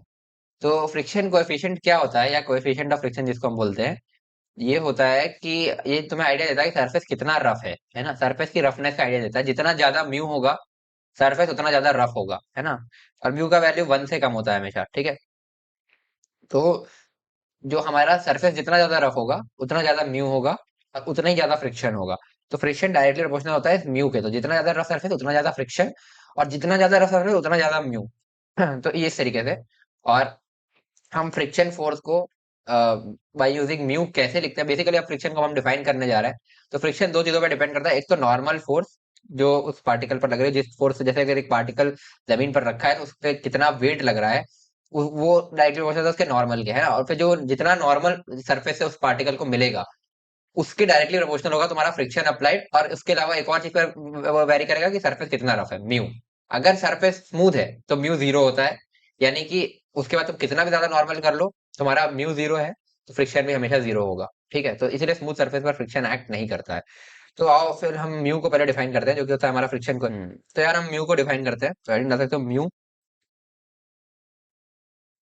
क्या हो गया, जो कि होता है तुम्हारा फ्रिक्शन कोएफिशिएंट। फ्रिक्शन कोएफिशिएंट, तो ये क्या होता है, ये मैंने तुम्हें थोड़ा सा आइडिया दे दिया है। अब इसके बारे में हम देखते हैं, लिखते हैं, ठीक है। तो mu gives an idea about nature of contact, ये हमने बात कर ली, है ना। Mu gives an idea about nature of contact, मतलब रफ है कि स्मूथ है या कितना रफ है, ठीक है। नेचर ऑफ कांटेक्ट, तो ये हो गया, ठीक है। अब जो फ्रिक्शन है ना उसको हम लिखते कैसे हैं। फ्रिक्शन बेसिकली होता है तुम्हारा म्यू नॉर्मल, है ना, म्यू इंटू नॉर्मल। ये इस तरीके से हम फ्रिक्शन को डिफाइन करते हैं। अगर हमें नॉर्मल बताया, नॉर्मल तो अभी तुमने देख ही लिया कि हम किस तरीके से लिखते हैं। फिर फ्रिक्शन की वैल्यू ये होती है ना। तो इसी में अब दो तरह के, जैसे हमने फ्रिक्शन बोले थे, एक हमारा फ्रिक्शन था एफ एस जो कि था स्टैटिक फ्रिक्शन, और एक था हमारा एफ के यानी कि काइनेटिक फ्रिक्शन, ठीक है। तो एफ एस जो तुम्हारा होता है वो म्यू एस इंटू नॉर्मल होता है, और एफ के जो तुम्हारा होता है वो म्यू के इंटू नॉर्मल होता है। अब म्यू एस और म्यू के क्या है, म्यू एस है तुम्हारा कोएफिशिएंट ऑफ स्टैटिक फ्रिक्शन, नाम से समझ में आ रहा है, और म्यू के है तुम्हारा कोएफिशिएंट ऑफ काइनेटिक फ्रिक्शन। तो ये कैसे वेरी करते हैं ये तो हम देखेंगे अभी, है ना। तो ये हो गया। और जो तुम्हारा ये है, ये तुम्हें पता ही है कि एफ एस तुम्हारा एडजस्टेबल होता है, वो बेसिकली नॉर्मल के बेसिस पर, कि नॉर्मल के हिसाब से, ठीक है। और जो तुम्हारा एफ के होता है वो सिंगल वैल्यूड होता है। और इस तरीके से अब तुम्हें समझ में आ गया कि फ्रिक्शन कोएफिशिएंट भी दो तरह के होते हैं, एक स्टैटिक फ्रिक्शन कोएफिशिएंट, एक काइनेटिक फ्रिक्शन कोएफिशिएंट। तो स्टैटिक फ्रिक्शन कोएफिशिएंट तुम्हारा म्यू एस हो गया, और काइनेटिक फ्रिक्शन म्यू के हो गया। और फ्रिक्शन को हम इस तरीके से डिफाइन करते हैं। अच्छा, एक चीज बहुत कई लोग गलती करते हैं, फ्रिक्शन और नॉर्मल दोनों फोर्सेज है, दोनों वेक्टर है। तो हमने देखो, ध्यान से देखो, F equal to mu N लिखा है, हमने ये नहीं लिखा है ना। F bar equal to mu N bar. तो वेक्टोरली तुम ऐसा नहीं लिख सकते, क्यों? क्योंकि ये क्या होगा, बेसिकली ये ऐसा कह रहा है कि म्यू तो एक स्केलर क्वांटिटी है ना। तो ये ऐसा कह रहा है कि फ्रिक्शन का जो फ्रिक्शन है वो म्यू नॉर्मल हो गया, है ना। अगर तुम ऐसा बोल रहे हो तो ये बात सही नहीं है, क्योंकि नॉर्मल, जैसे तुम्हारा अगर ये ब्लॉक है ना, सपोज ये एक ब्लॉक है ना, तो इस पर जो नॉर्मल फोर्स होगा वो तो ऐसे एक्ट कर रहा होगा ना, एन बार, है ना। ये हो गया। तो अगर तुम फ्रिक्शन को म्यू एन बार बोलोगे तो फ्रिक्शन भी इसी डायरेक्शन में एक्ट करना चाहिए, इधर। बट ऐसा तो होता नहीं ना, फ्रिक्शन तो ऐसे एक्ट करेगा, डिपेंड ऑन की, मतलब जैसे अगर तुमने फोर्स इधर लगाई है पी, तो फ्रिक्शन इस तरीके से अपोजिट एक्ट करेगा, वो सरफेस के पैरेलल बेसिकली एक्ट करेगा। तो ये एन बार के डायरेक्शन में तो नहीं है। तो इससे हम केवल फ्रिक्शन का मैग्नीट्यूड लिख रहे हैं, डायरेक्शन तो हमें जज करनी पड़ेगी डिपेंडिंग ऑन कि हम किस तरफ से फोर्स लगा रहे हैं। अगर यही पी फोर्स तुम्हारा इस साइड से लग रहा होता तो फ्रिक्शन। हाँ, तो यार मैं ये कह रहा था कि जो फ्रिक्शन है तुम्हारा वो हम इस तरीके से लिखते हैं, ठीक है। ये म्यू एन बार लिख सकते हैं, क्योंकि अब फ्रिक्शन का डायरेक्शन हमेशा सरफेस के पैरेलल होगा, और नॉर्मल हमेशा सरफेस के परपेंडिकुलर होगा, ये हम देख चुके हैं। और ये जैसे अभी फ्रिक्शन इधर लग रहा था, ठीक है, अगर फोर्स हम इधर से लगाते तो फ्रिक्शन इधर लगता, बेसिकली वो अपोज करता है, तो हम देख चुके हैं। तो ये चीज सही है, फ्रिक्शन का मैग्नीट्यूड ऐसे लिखते हैं म्यू एन करके, बट हम ये चीज नहीं लिख सकते। ये समझ में आ गया होगा क्यों? क्योंकि ये ऐसा सजेस्ट कर रहा है कि नॉर्मल के डायरेक्शन में ही फ्रिक्शन का डायरेक्शन है, जो कि होता नहीं है। तो ठीक है, ये नहीं लिख सकते, ये लिख सकते हैं। आगे बढ़ते हैं। अब म्यू के बारे में थोड़ी और बातें लिख लेते हैं। तो लिखो, if nature of surface is rough, if nature of surface is rough,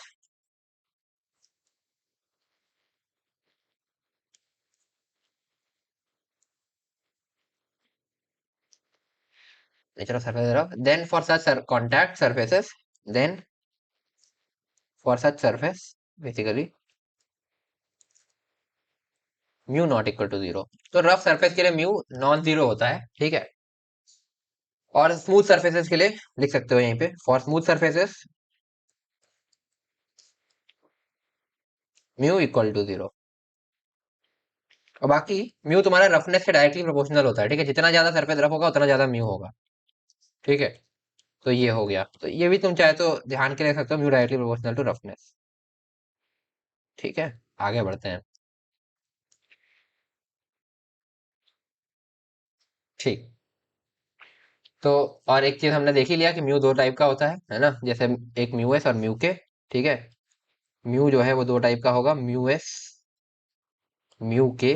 mu S होगा तुम्हारा कोएफिशिएंट ऑफ स्टैटिक फ्रिक्शन, ठीक है। और म्यू के को हम बोलेंगे कोएफिशिएंट ऑफ डायनेमिक या kinetic friction, dynamic slash kinetic friction,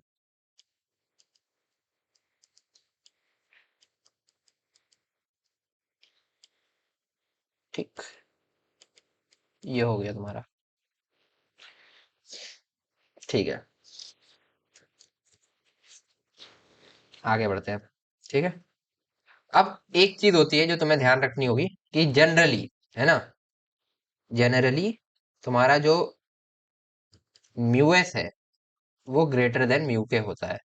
generally mu S जो है वो म्यू के से थोड़ा ज्यादा होता है, बट ये अगर गिवन हो तभी तुम कंसीडर करना। जनरली जो हम क्वेश्चंस देख रहे हैं जेई मेन लेवल के, तो लगभग लगभग सारे और एडवांस लेवल पर भी म्यू एस का जो वैल्यू होता है वो म्यू के बराबर ले लिया जाता है, और केवल एक म्यू बताया जाता है जो कि म्यू एस और म्यू के दोनों होता है। बट अगर दोनों कहीं अलग अलग दिए हैं तो उनको उस हिसाब से कंसीडर करना, और जनरली म्यू एस म्यू के से थोड़ा सा ज्यादा होता है। तो कई जगह पर सेम भी लिया जा सकता है, तो वो डिपेंड ऑन कि क्वेश्चन में क्या दिया, but generally mu S mu के से थोड़ा सा ज्यादा होता है। सो देयरफॉर जनरली ही हम कह सकते हैं कि जो एफ एस मैक्स होगा, मतलब स्टैटिक फ्रिक्शन का मैक्सिमम वैल्यू, वो काइनेटिक फ्रिक्शन से थोड़ा सा ज्यादा होगा, ठीक है। मेरे ख्याल से ये भी कोई दिक्कत नहीं आ रही होगी, क्योंकि ये होता है म्यू एस नॉर्मल और ये होता है तुम्हारा म्यू के नॉर्मल, है ना। तो basically mu S normal F S max होता है, ठीक है। एफ एस नहीं होता, F S mu S normal से कम भी हो सकता है डिपेंडिंग ऑन द सिचुएशन, जैसे हमने पिछले जो वो पी फोर्स वाला एग्जांपल लिया था। हाँ, तो एफ एस मैक्स होता है तुम्हारा म्यू एस इंटू नॉर्मल, और एफ के होता है तुम्हारा म्यू के इंटू नॉर्मल। तो अब जैसे हमने वो पहले एग्जांपल लिया था कि जो ये ऊपर अभी देख दिखा देता हूँ, है ना। तो ये वाला जो हमने एग्जांपल लिया था कि 1 न्यूटन 2 न्यूटन, तो जब ये मैक्सिमम से कम 6 न्यूटन से कम जितनी बार भी लग रहा था, तो मतलब इसका म्यू एस इंटू नॉर्मल होगा 6 न्यूटन, ठीक है। बट ये 4 न्यूटन भी लग रहा था, अगर हम इसको 4 रख रहे थे, पी को हम 2 रख रहे थे, तो ये 2 भी लग रहा था, है ना। तो वो value mu s into normal यानी कि 6 से कम थी, लेकिन मैक्सिमम वैल्यू 6 न्यूटन थी। तो एफ एस मैक्स हम लिखते हैं म्यू एस इंटू नॉर्मल, और एफ के जो तुम्हारा होता है, क्योंकि वो तो सेम ही एक सिंगल वैल्यूड फंक्शन है, तो उसको हम लिखते हैं म्यू के इंटू नॉर्मल। तो ये यहाँ पर लिख सकते हो पॉइंट ध्यान रखने के लिए, ये इंपॉर्टेंट चीज है क्योंकि ये क्वेश्चन में यूज होती है। तो तुम्हारा जो एफ एस मैक्स है उसको हम डिफाइन करते हैं as mu s into normal. बाकी तुम क्वेश्चंस देखोगे तो और क्लियर होगा। तो अभी हम देखते हैं एफ के तुम्हारा म्यू के इंटू नॉर्मल। तो ये दोनों चीजें बहुत इंपॉर्टेंट है, इनको ध्यान रखना, ठीक है। चलो, तो और यहाँ से तुम्हें समझ में आ ही गया होगा कि जो तुम्हारा एफ एस है उसकी रेंज होती है 0 से लेकर के म्यू एस इंटू नॉर्मल, मतलब मैक्सिमम वैल्यू ये है एफ एस मैक्स, और 0 से कुछ भी हो सकती है डिपेंडिंग ऑन द सिचुएशन। ये मैं कई बार बोल चुका हूँ, बार बार रिपीट नहीं करूंगा, ठीक है। अब हम एक्टिंग फ्रिक्शन का फोर्स एफ के साथ ग्राफ बनाएंगे, है ना, ठीक है। तो देखते हैं, है ना। तो अब हमारा टारगेट है कि सपोज ये है हमारा, ठीक है, एक ब्लॉक रखा है इस तरीके का, एम मास का। इस पर हमने इस तरीके से कुछ एफ फोर्स लगा रखा है, ठीक है। तो इस पर अब कुछ फ्रिक्शन ऐड करेगा, है ना। उसको मैं बोल रहा हूँ एफ एक्टिंग या फिर acting friction.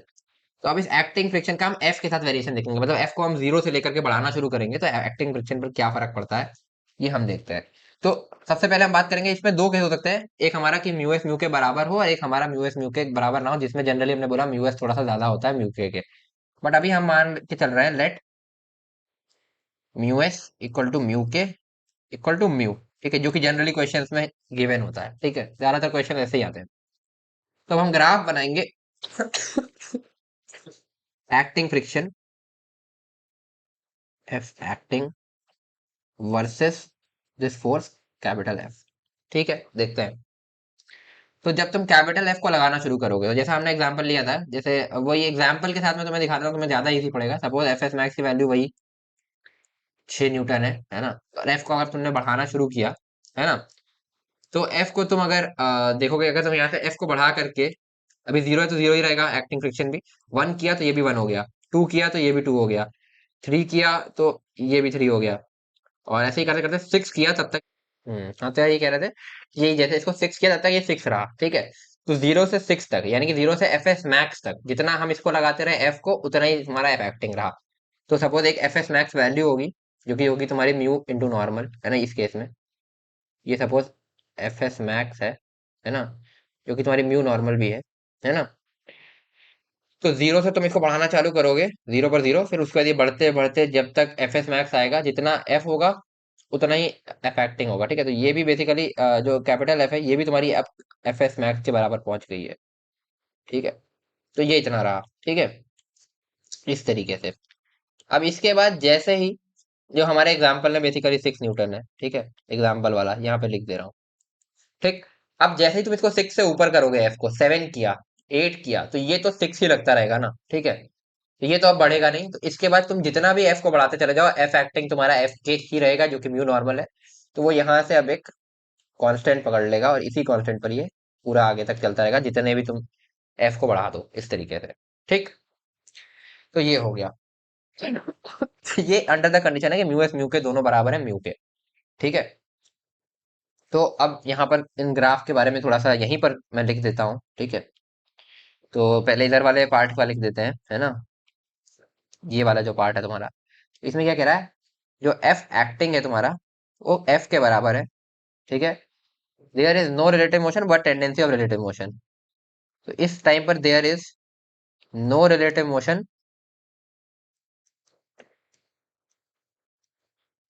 But tendency of relative motion is there. Tendency, जो हमने देखा भी, है ना, ये मैं कई बार दिखा चुका हूँ एग्जाम्पल में, तो बार बार नहीं बोलूंगा। अगर प्रॉब्लम आ रही है तो वीडियो को रिवाइंड करके तुम फिर से देख सकते हो। इज देयर, ठीक है, ये हो गया। अब इसके आगे, है ना, जब ये अपने मैक्सिमम वैल्यू तक लग गया, इसके बाद जब तुम एफ को और बढ़ाओगे, तो अब एफ एक्टिंग बढ़ नहीं सकता, क्योंकि वो अपनी मैक्सिमम वैल्यू पर लग रहा है। तो इस पार्ट में क्या होगा, यहाँ पर लिख सकते हो, relative motion starts between surface and block, या between two rough contact surfaces, ठीक है। एफ एक्टिंग तुम्हारा इस केस में एफ के बराबर हो जाएगा, ठीक है।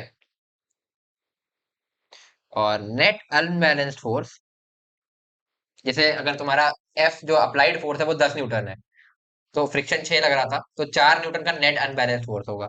तो net unbalanced force causes acceleration, causes acceleration, and that unbalanced force is a resultant of Fk and F. That unbalanced force is a resultant of Fk and capital F, ठीक। इन दोनों का रिजल्टेंट होगा। तो इस तरीके से ग्राफ चलेगा। But generally हमने क्या बोला था, जनरली जो हमारा म्यू एस होता है, वो ग्रेटर देन म्यू के होता है ना। तो जनरली ग्राफ कैसा होगा, वो देखते हैं, है ना। तो जनरली तुम्हारा ग्राफ ऐसा होगा, मैं बना रहा हूँ, ठीक है। ये हो गया, ये हो गया कैपिटल एफ, ये हो गया एफ एक्टिंग। तो एक एफ एस मैक्स वैल्यू होगी, है ना, एफ एस मैक्स, जो कि होगी तुम्हारी म्यू एस इंटू नॉर्मल, ठीक है, ये हम देख चुके हैं। और वहां जाने तक ये इसका ग्राफ इसी तरीके से बराबर, जैसे पहले हमने ऊपर देखा, इसी तरीके से होगा। बट इसके बाद हमने कहा म्यू एस म्यू के से ज्यादा है, यानी कि एफ एस मैक्स एफ के से ज्यादा है। तो अब इसके बाद जब रिलेटिव मोशन चालू होगा, तो जो तुम्हारा वो होगा एक्टिंग फ्रिक्शन, वो थोड़ा सा नीचे हो जाएगा। तो मैं यहाँ से एफ के को ड्रॉ कर रहा हूँ, दूसरे कलर से दिखा देता हूँ, थोड़ा सा नीचे है एफ के, ये होगा म्यू के नॉर्मल, है ना। तो इसके आगे से तुम्हारा जो मोशन होगा, वो इस तरीके से होगा, थोड़ा नीचे से, और ये इस तरीके से चलता जाएगा। समझ में आया? तो इस पॉइंट पर इसीलिए तुम जैसे देखोगे, अगर कोई रफ सरफेस को तुमने कभी ट्राई किया, अगर कभी अपने आप घर में कोई ऐसी भारी बक्सा वगैरह या कोई रफ सरफेस उसको ट्राई करना धक्का देने का, तुम थोड़ी देर तक पुश करोगे, वो तुम्हें रेजिस्ट करेगा, तुम जल्दी नहीं धकेल पाओगे, बट जैसे ही वो मूव करेगा ना, एकदम एक झटका सा आएगा, तुम्हें लगेगा बहुत तेजी से आगे बढ़ा। वो झटका इसी वजह से आता है क्योंकि तुम्हारा म्यूएस म्यू के तो जनरली प्रैक्टिकल सिनेरियो में ज्यादा ही होता है। हाँ, तो यार मैं कह रहा था कि जनरली प्रैक्टिकल सिनेरियो में तुम्हारा म्यूएस म्यू के से ज्यादा ही होता है। तो इसलिए तुम्हारा उस तरीके से एक जर्क तुम्हें मिलता है जब तुम कोई भारी ऑब्जेक्ट को पुश करते हो। तो बेसिकली ग्राफ होता कैसा है, अब मैं तुम्हें, ये तो तुम्हें समझ में आ गया होगा, ठीक है। अब इसके लिए मैं लिखवा नहीं रहा, बाकी बात वही है कि यहाँ से आगे रिलेटिव मोशन हो रहा है, वही जो ऊपर लिखा था ना, और इस पार्ट में रिलेटिव मोशन की टेंडेंसी है। ठीक है, इस लाइन को चाहे तो एक्सटेंड कर लो इस तरीके से। ठीक,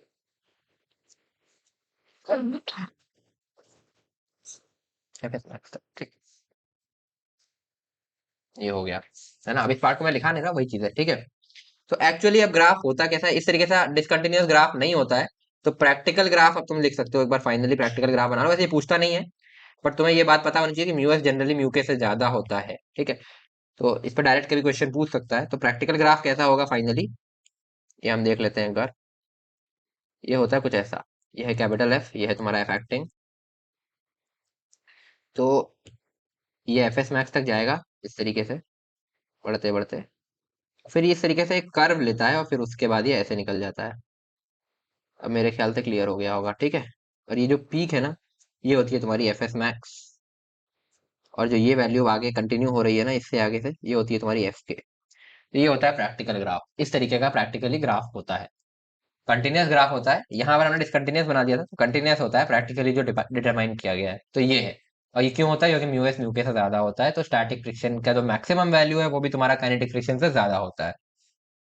ठीक है, बट जनरली क्वेश्चंस में ना म्यू एक ही लिया जाता है, और मतलब बराबर ही कर देते हैं वो, तो फिर तुम्हारा जनरली ये वाला केस बन जाता है, बट ये प्रैक्टिकल केस नहीं है, प्रैक्टिकल केस वही है। बट जनरली हम मतलब क्वेश्चन से ज्यादातर ये चीज देखते हैं। तो आगे बढ़ते हैं, ठीक है।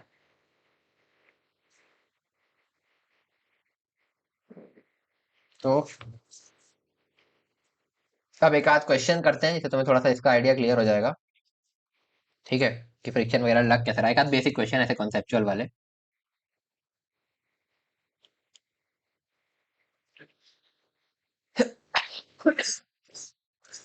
फिर उसके बाद हम एरोडोफ के क्वेश्चन भी करेंगे, ठीक है। ये मैं एक दो बेसिक वाले करा दूं ताकि तुम्हें अप्लाई करना आ जाए चीजों को, फिर एरोडोफ के क्वेश्चन करते हैं। तो देखो, a block is lying on a horizontal surface, a block is lying on a horizontal surface,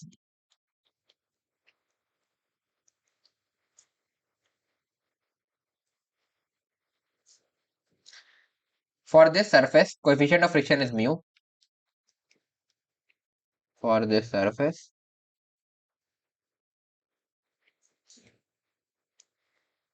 coefficient of friction is mu, and fs max equal to, and fs max equal to Neeta times P not, Neeta is greater than 1, ठीक है। इस तरीके की चीज लिखी हुई है। A force √2 p0 is acting on block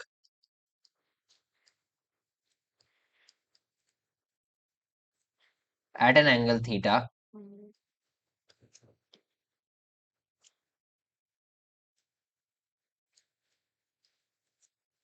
where theta equal to 45 degrees। तो इसमें कह रहा है, if block m is at rest, if block m is at rest,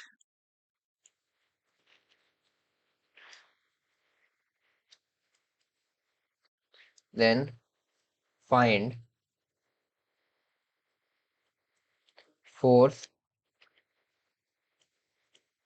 applied by surface on the block। ठीक है, तो एक बार पॉज करके ट्राई करो, फिर मैं बताता हूँ आपको। अच्छा,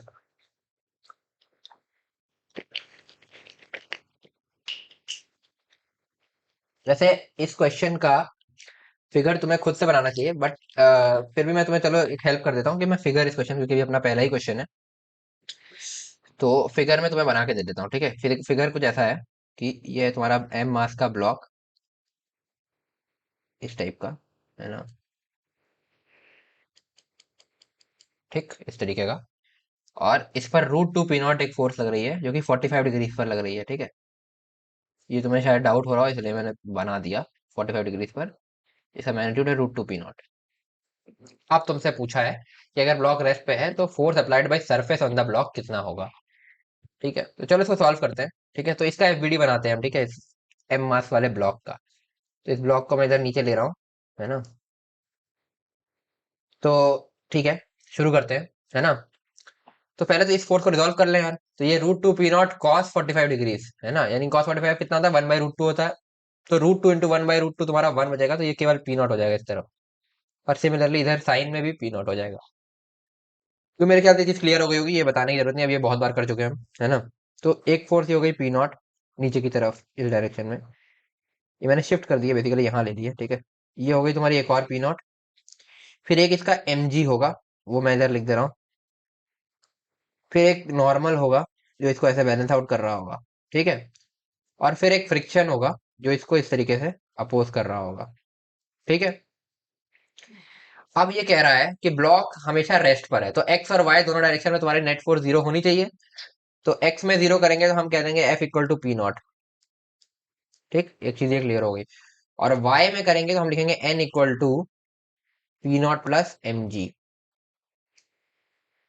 ठीक है। ये हो गया, ओके। हम्म, हम्म। तो एक इक्वेशन वाली हो गई। तो अब इसमें क्या है, कोई और एक इन्फॉर्मेशन हम जो छोड़ रहे हो अभी, तो इसमें यहाँ पर ये भी लिखा है कि एफ एस मैक्स वाला नीटा टाइम्स पी नॉट है, ठीक है। तो एफ एस मैक्स क्या होता है तुम्हारा, एफ एस मैक्स होता है तुम्हारा म्यू नॉर्मल, जो कि है तुम्हारा नीटा टाइम्स पी नॉट। तो यहाँ से हम लिख सकते हैं कि म्यू इंटू में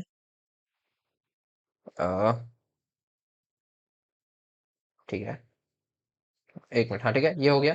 ये एक इन्फॉर्मेशन और है तुम्हारे पास, ठीक है, mu not equal P naught. तो यहाँ से आ, हम लिख सकते हैं कि mu normal is equal to नीटा टाइम्स पी नॉट, यानी कि म्यू इंटू में P naught plus m g is equal to नीटा टाइम्स पी नॉट। तो ये हमारे पास इक्वेशन हो गई। तो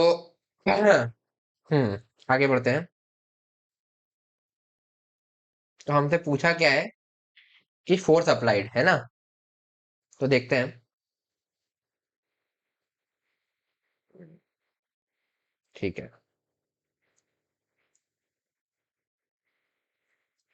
और कोई इन्फॉर्मेशन दी है क्या, नहीं दी है ना। हाँ, अच्छा एक इन्फॉर्मेशन और थी, क्वेश्चन में लिखना भूल गया था, वही तो मैं सोच रहा हूँ क्या है। गिवन दैट, ठीक है, ये मेरे से मिस हो गई थी। पी नॉट जो है तुम्हारा वो एम जी है ना, ये एक इन्फॉर्मेशन और है। अब क्वेश्चन थोड़ा सा इजीली हो जाएगा, ठीक है। तो ठीक है, ये हमने इतनी लिख ली थी, ये अभी इसको हटा देता हूँ, चलो ठीक है, ठीक है, इतना हो गया। तो मैं पी नॉट और एम जी बराबर करता हूँ। तो इसकी जगह मैं यहाँ पर पी नॉट की जगह मैं इसको एम जी लिख देता हूँ, ठीक है, एम जी। इसको भी लिख देता हूँ एम जी, है ना। और अब मैं इक्वेशन लिखता हूँ, थोड़ा सा इजीली हो जाएगा, ठीक है। इसको हटा देता हूँ पुरानी वाली, क्योंकि मैं थोड़ा सा P naught equal to m g वाली इन्फॉर्मेशन भूल गया था, वरना क्वेश्चन थोड़ा सा लेंदी हो जाएगा। मैं तुम्हें, मेरा इसमें मकसद तुम्हें समझाना है, फोर्सेस को दिखाना कैसे है, इसलिए। तो ये हो गया। तो फ्रिक्शन की वैल्यू तुम्हारी यहाँ से एक्स में अगर हम इक्वेट करेंगे तो एफ इक्वल टू हो जाएगा एम जी, पहली चीज। और वाई में हो जाएगा N equal to two m g, ठीक है। ये हो गया, है ना। तो अब जो ब्लॉक पे फोर्सेस लग रही होंगी, मतलब सरफेस ने जो ब्लॉक पर लगाई है, वो बेसिकली नॉर्मल ऑफ फ्रिक्शन का रिजल्टेंट होगा, कॉन्टैक्ट फोर्स जो तुम्हारी होगी। तो इस तरीके से तुम्हारा एक तो नॉर्मल लगेगा, जो कि होगा तुम्हारा 2 mg के बराबर। और एक तुम्हारा इस तरीके से फ्रिक्शन लगेगा, जो कि होगा तुम्हारा mg के बराबर, तो तुम्हारा आंसर हो जाएगा, जो कॉन्टैक्ट फोर्स का मॉड जो ये पूछ रहा है, वो हो जाएगा अंडर रूट ऑफ 2 mg का स्क्वायर प्लस mg का स्क्वायर। mg बाहर निकालोगे तो mg बाहर, अंदर बचेगा √4 + 1, यानी कि √5 mg। ये तुम्हारा आंसर हो जाएगा। ठीक, ये हो गया, तो यही था।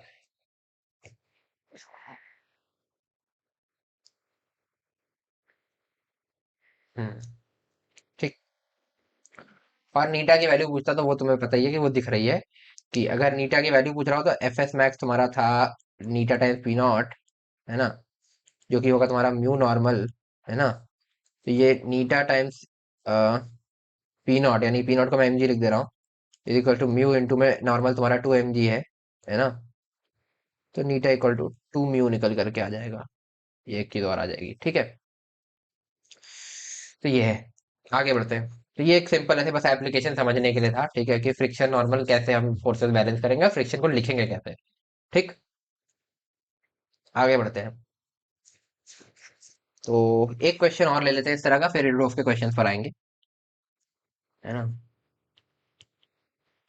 तो क्वेश्चन है हमारा इस तरीके का, पहले एक फिगर दिया है इसमें, तो इसको ड्रॉ कर लो,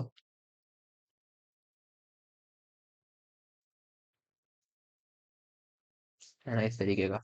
अरे यार एक मिनट, ये तुम्हारा एक ब्लॉक है मास एम का, ठीक है, जो कि ऐसे सरफेस पर रखा है।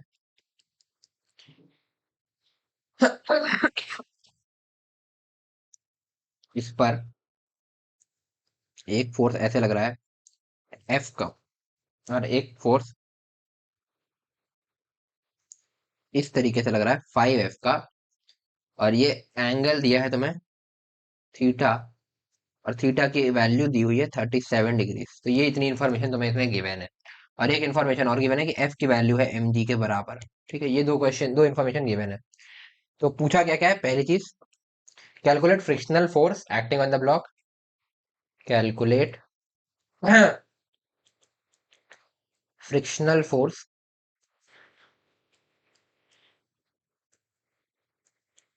Acting on the block.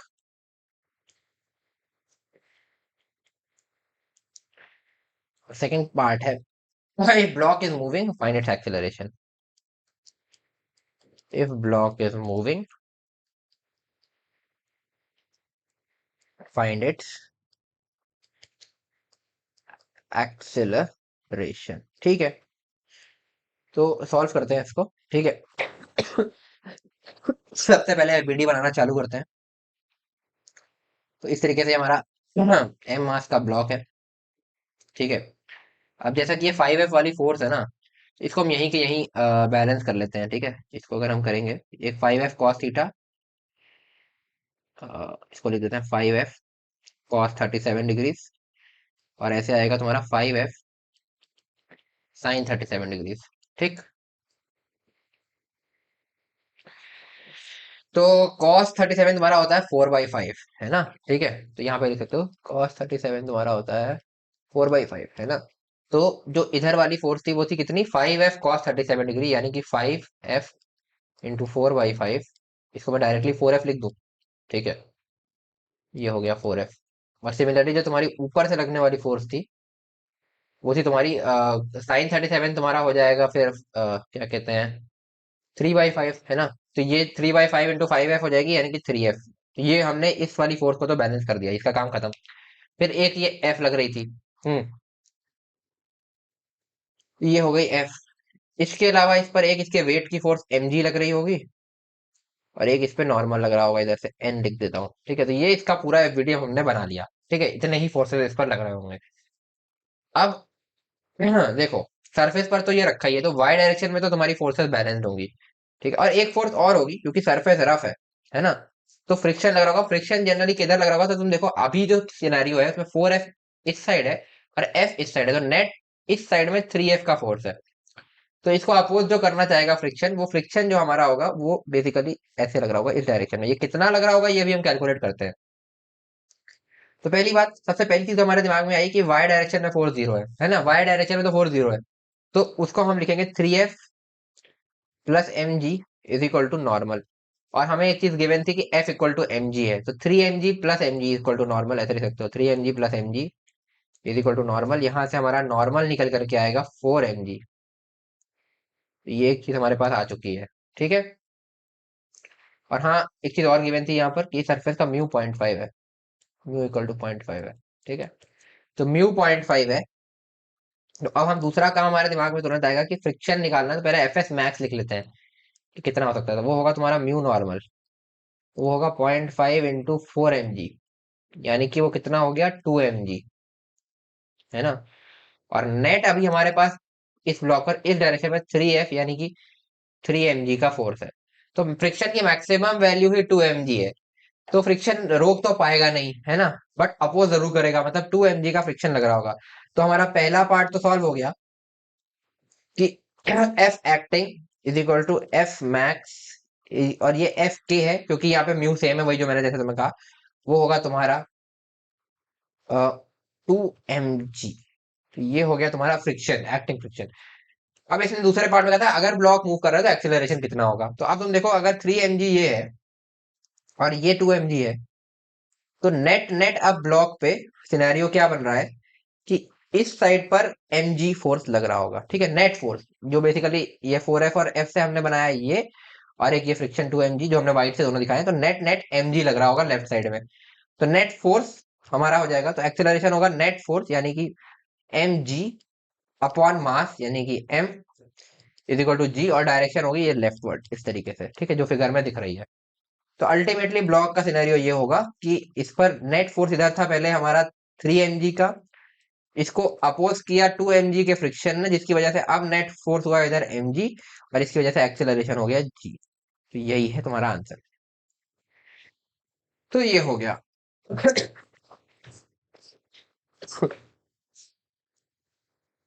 ठीक है,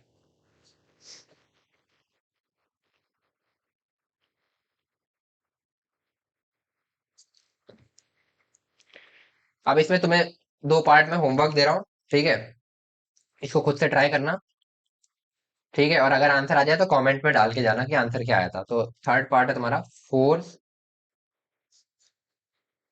applied by surface on the block. ये तुम्हारा होमवर्क है, ठीक है। इसको कमेंट जरूर करना, आंसर जिसका जिसका आ जाए।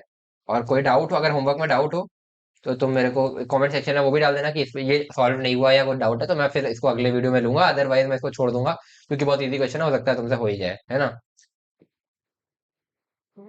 फिर इसको मैं आगे बताऊंगा नहीं। अगर angle made by this force with horizontal, ठीक है, ये तुम्हारा होमवर्क है, इसको तुम ट्राई करना। चलो, दिस ये कौन सी फोर्स की बात कर रहा है, यही फोर्स जो हमने इस क्वेश्चन में हम निकालेंगे वही है ना, जो सरफेस ब्लॉक पर लगा रहा है। तो ये हो गया तुम्हारा दोनों पार्ट। आंसर जरूर कमेंट करना, और अगर आंसर ना आए तो भी कमेंट करना कि भाई डाउट आ रहा है, तो फिर मैं अगली क्लास में इसको बता दूंगा, ठीक है। हाँ, तो जैसा कि मैंने स्टार्टिंग बोला था कि हम इरोडोव के एक आध क्वेश्चन भी क्लास के एंड में लेंगे। खैर आज क्लास बहुत लंबी हो गई है, बट क्योंकि मैंने बोला था तो एक एक या दो क्वेश्चन हम इरोडोव के आज कर लेते हैं, बाकी नेक्स्ट सेशन हो सकता है मोस्ट प्रोबेबली तुम्हारा ज्यादातर क्वेश्चंस पर ही होगा, तो उसमें हम और बहुत सारे क्वेश्चंस करेंगे। तो एक क्वेश्चन लेते हैं इरोडोव का, तो ये बेसिकली आईई इरोडोव का, ठीक है,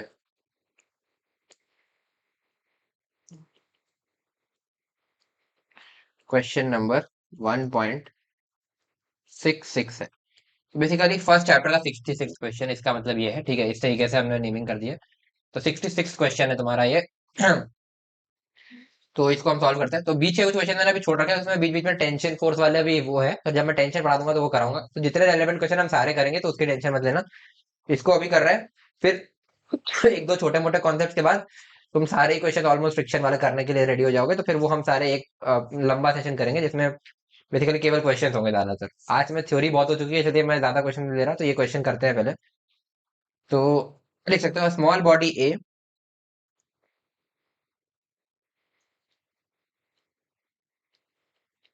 start sliding down from the top of a wedge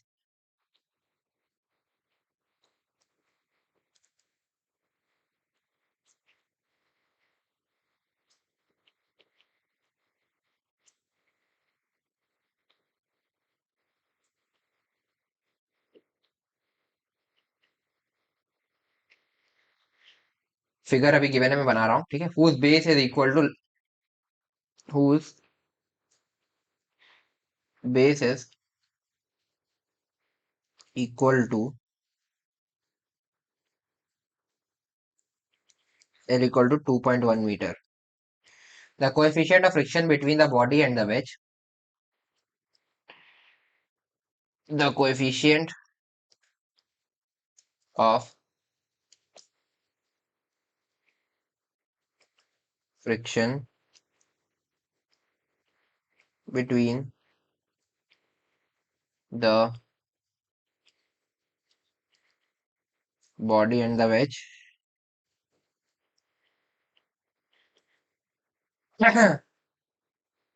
is mu लिख दे रहा हूँ, वैसे वहां पे के लिखा था, mu equal to 0.14 at what value of angle alpha, at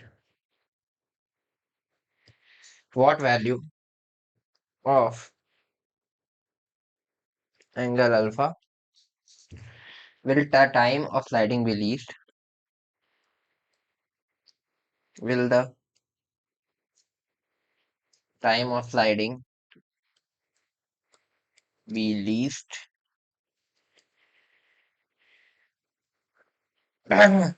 what will it be equal to। तो अब फिगर बना देता हूँ मैं इसके नीचे। तो फिगर तुम्हें इस तरीके का गिवन है कि ये एक तुम्हारा वेज है, इस टाइप का,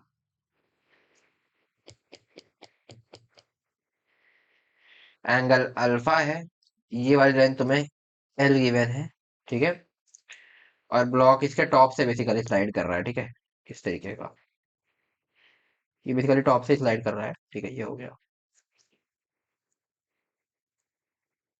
इस तरीके से, है ना, आगे की तरफ। तो ये है फिगर जो गिवन है और ये सारी इन्फॉर्मेशन गिवन है। तो अब इस क्वेश्चन को तुम तो अपने आप से ट्राई करो, फिर मैं बताता हूँ, फिर इसको सॉल्व करता है। अच्छा क्वेश्चन है ये। यार एरोडोफ के तो सारे ही क्वेश्चन अच्छे हैं, एडवांस लेवल है, तो करते हैं।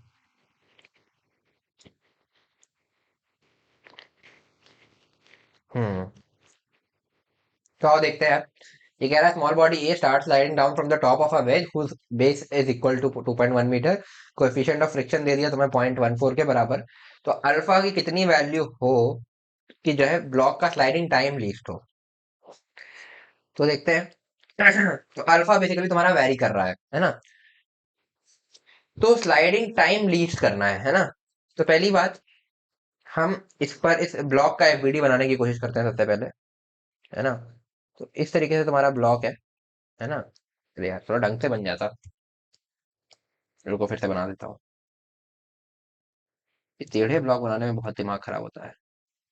इस तरीके का तुम्हारा ब्लॉक है ना, जो कि तुम्हारा इस तरीके से सरफेस पर मूव कर रहा है, जिसका आगे एंगल अल्फा है, ठीक है।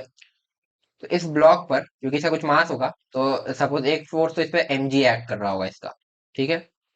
ये अब इंक्लाइन प्लेन का क्वेश्चन जहां भी आता है, उस सरफेस के अलावा सरफेस के परपेंडिकुलर हम फोर्सेस को देखते हैं। तो इस एम जी के हम कंपोनेंट्स लेते हैं, तो इस तरीके से। तो बेसिकली तुम देखोगे अगर, तो ये वाला एंगल तुम्हारा होगा कितना,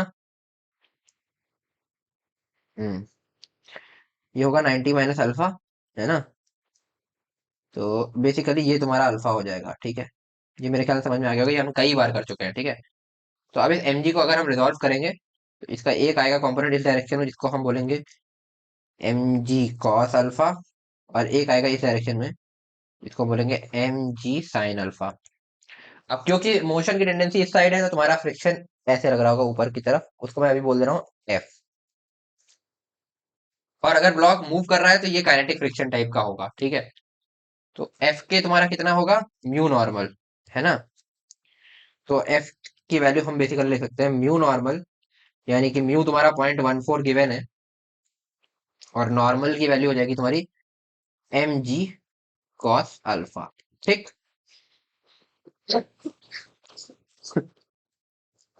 तो बेसिकली अब इस डायरेक्शन में नेट फोर्स होगा, क्योंकि ये एम जी साइन अल्फा बेसिकली एफ के से ज्यादा ही होगा, तभी ये मूव कर रहा है।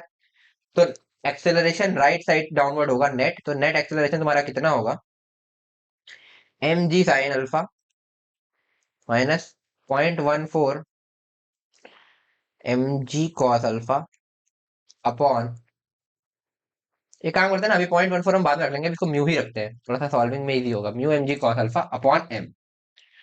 तो एक्सेलरेशन तुम्हारा कितना निकल करके आ गया यहाँ से, g sign alpha minus mu mg cos alpha, ये m हट गया basically, mu G cos alpha, क्योंकि m और m कैंसिल आउट हो गए ऐसा, ठीक। ये हो गया तुम्हारा नेट एक्सेलरेशन। तो अब सिनेरियो ऐसा है, तो इसको मैं बना रहा हूँ, ये है ब्लॉक, इसको यहाँ से यहाँ नीचे तक आना है, इसका नेट एक्सेलरेशन ये हमने यहाँ पे लिखा हुआ है, ठीक है। और ये डिस्टेंस कितना होगा, क्योंकि अब देखोगे तुम ध्यान से, तो अगर ये एल है, ये अल्फा है, तो ऐसे बना रहा हूँ, ठीक है। तो ये जो डिस्टेंस, इसको मैं अगर डी बोल दूं, यहाँ से यहाँ तक वाली डिस्टेंस जो इसको कवर करनी है, डी, तो मैं एक चीज लिख सकता है कि डी कॉस अल्फा जो है तुम्हारा, वो एल के बराबर होगा। यहाँ से मैं लिख सकता हूँ कि एल जो है वो डी सेक अल्फा हो जाएगा, और एक्सेलरेशन जो भी हो, अगर alpha for a given value of alpha, ये एक्सेलरेशन कांस्टेंट है ना। तो कांस्टेंट एक्सेलरेशन ध्यान आते ही सबसे पहले हमारे दिमाग में क्या आना चाहिए, equation of motion. Equation of motion यहाँ पर हम कौन सी यूज करें, हमारे पास एक तो डिस्टेंस है और एक एक्सेलरेशन है। तो हम यहाँ पर बेसिकली दो चीजें कर सकते हैं, v square equal to u square plus 2 as, है ना। बट उसका कोई फायदा नहीं है। हम यहाँ पर बेसिकली, हमें क्वेश्चन में पूछा गया है कि टाइम मिनिमम कब होगा और वो कितना होगा, तो हमें तीसरी चीज चाहिए टाइम। तो हम यहाँ पर इक्वेशन लगाएंगे s equal to u t plus half a t square वाली। अब क्योंकि ये रेस्ट से चालू हुआ था, तो ये तो जीरो हो जाएगा क्योंकि यू जीरो है, तो s equal to half a t square हो जाएगा, है ना। तो टी स्क्वायर तुम्हारा हो जाएगा 2s/a, है ना। तो टी स्क्वायर की वैल्यू लिखते हैं, यानी कि ये हो जाएगा 2l/a हमारे केस में, है। हाँ 2s/a, ठीक है, 2d/a बेसिकली हमारे केस में, क्योंकि ये हमने वैल्यू को डी बोला था। ये क्या लिख दिया मैंने, हाँ ये बेसिकली गलत लिख दिया। ये हो जाएगा D equal to L sec alpha, ठीक है। तो अब हम इसको लिखेंगे 2l sec alpha upon, acceleration की वैल्यू क्या थी, G sine alpha minus mu जी कॉस अल्फा। तो लिख सकते हैं G sine alpha minus mu ji cos of alpha, ठीक है। ये हो गया, ये टी स्क्वायर की वैल्यू है। तो टाइम की वैल्यू क्या होगी, इसी का अंडर रूट, ये हो जाएगा 2l sec alpha upon g sine alpha minus mu जी कॉस अल्फा, ठीक है। तो ये हो गया, है ना। अभी ऊपर नीचे दोनों sec अल्फा ये वो बना हुआ है, तो इसको हम बेसिकली, ये पहले तो एक बॉक्स में कर लो कि इस वैल्यू के आगे भी हमें जरूरत पड़ेगी।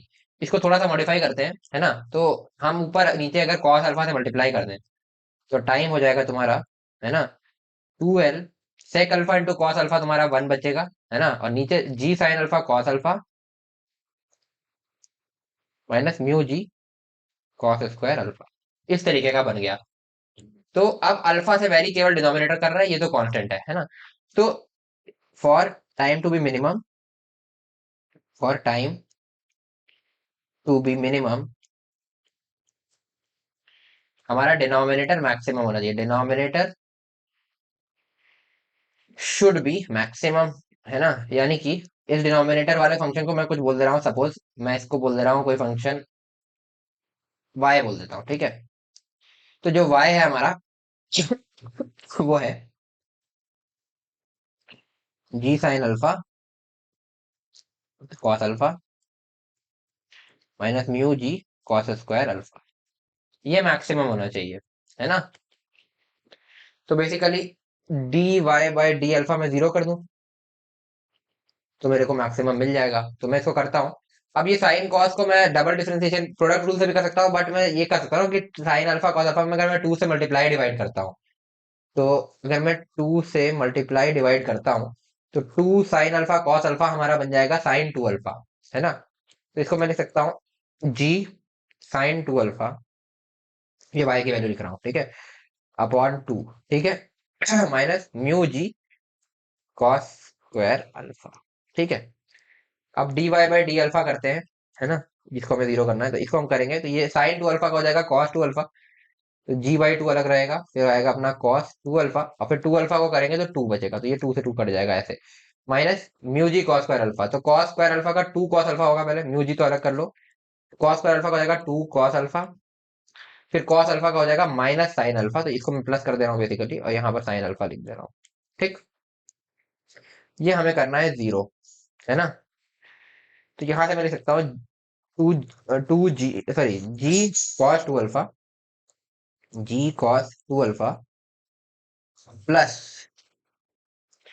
To sine alpha cos alpha, फिर साइन टू अल्फा बन जाएगा mu g sine two alpha is equal to 0, है ना। तो जी तो मैं काट दे रहा हूँ, नॉन जीरो क्वांटिटी है, तो ये मैं काट दे रहा हूँ डायरेक्टली। तो यहाँ से मैं लिख सकता हूँ tan अल्फा, सॉरी बेसिकली एक स्टेप और लिख देता हूँ वरना डाउट होगा तुम्हें।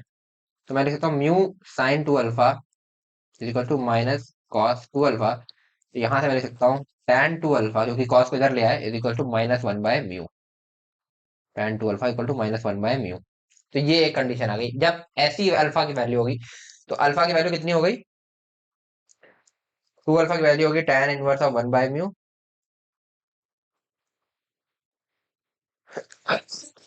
अल्फा की वैल्यू होगी half tan inverse of one by mu. तो जब अल्फा की ये वैल्यू होगी, तो for this value of alpha time would be minimum, for this value of alpha time would be minimum. ठीक है,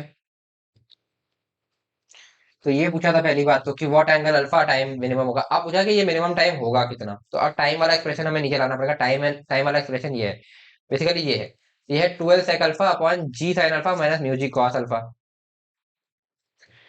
तो टाइम है तुम्हारा under root of 12 sec alpha upon g sine alpha minus mu ji cos alpha, शायद यही है, एक बार recheck कर लेते हैं। तो जी साइन अल्फा माइनस म्यू जी कॉस अल्फा, ठीक है, ये है अपना टाइम का एक्सप्रेशन। तो ये रहा, इसमें हमें अल्फा की ये वैल्यू रखनी है। तो बेसिकली हमें tan अल्फा तो पता है ना, tan टू अल्फा पता है ना। तो कुछ करने की कोशिश करते हैं, है ना। ठीक है, अगर हम कहीं से इसको tan अल्फा वगैरह में ले आए तो हम यहाँ पर अपना काम आसान कर सकते हैं, है ना।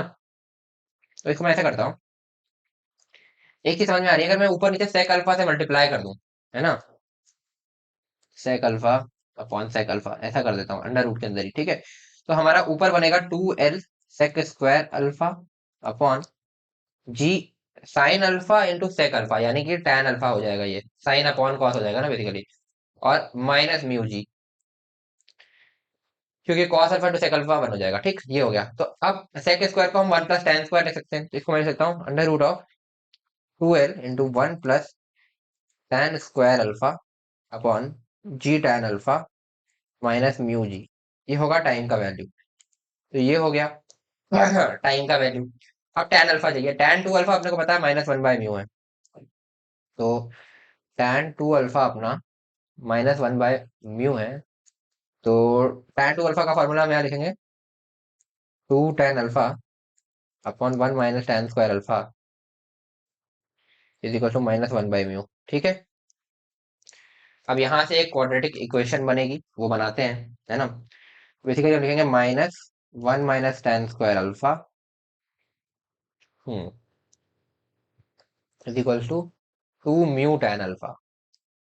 तो यहाँ से हम लिख सकते हैं कि tan square alpha minus one minus two mu tan alpha equal to 0, यानी कि इसको मैं थोड़ा सा रीअरेंज करता हूँ तो इस वैसे लिखूंगा tan square alpha minus two mu tan alpha minus one equal to 0। तो ये tan अल्फा में क्वाड्रेटिक बन गई है। ठीक है, तो यहाँ से हम tan अल्फा की वैल्यू लिखेंगे माइनस बी, यानी कि two mu plus minus under root of b square, यानी कि फोर म्यू स्क्वायर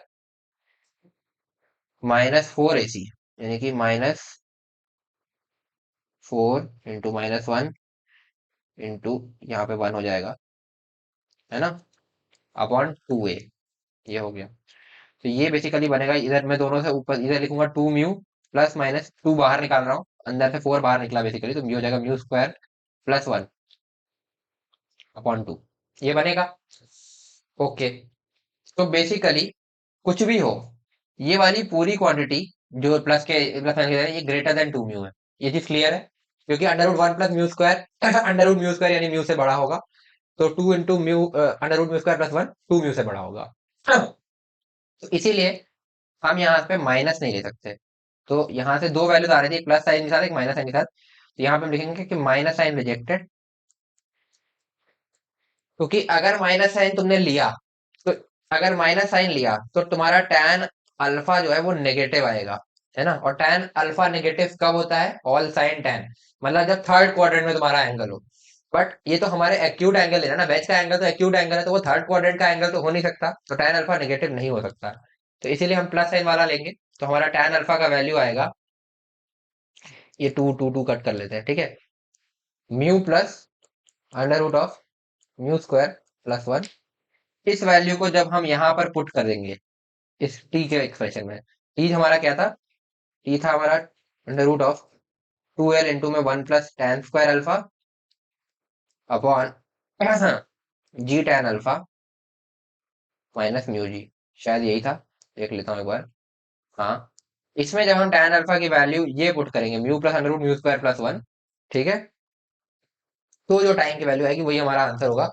तो अब बहुत लंबा हो जाएगा, क्लास वैसे ही बहुत ज्यादा खिंच रही है, तो इसमें बस ये वैल्यू पुट कर लेना tan अल्फा की, तो तुम्हें आंसर मिल जाएगा, ठीक है, इस तरीके से। तो इस तरीके से हम इस क्वेश्चन को अप्रोच करना था। तो इसमें की पॉइंट यही था यार कि तुम्हें ये देखना था कि पहली बात तो इक्वेशन ऑफ मोशन समझनी थी कि कांस्टेंट एक्सीलरेशन की इक्वेशन लगाओगे। दूसरा एक बहुत बड़ी गलती मैंने लोगों को इसमें करते देखा है, वो क्या करते हैं ना, वो बेसिकली इस डिस्टेंस को कांस्टेंट मान के केवल एक्सेलरेशन को मैक्सिमम करने में लग जाते हैं।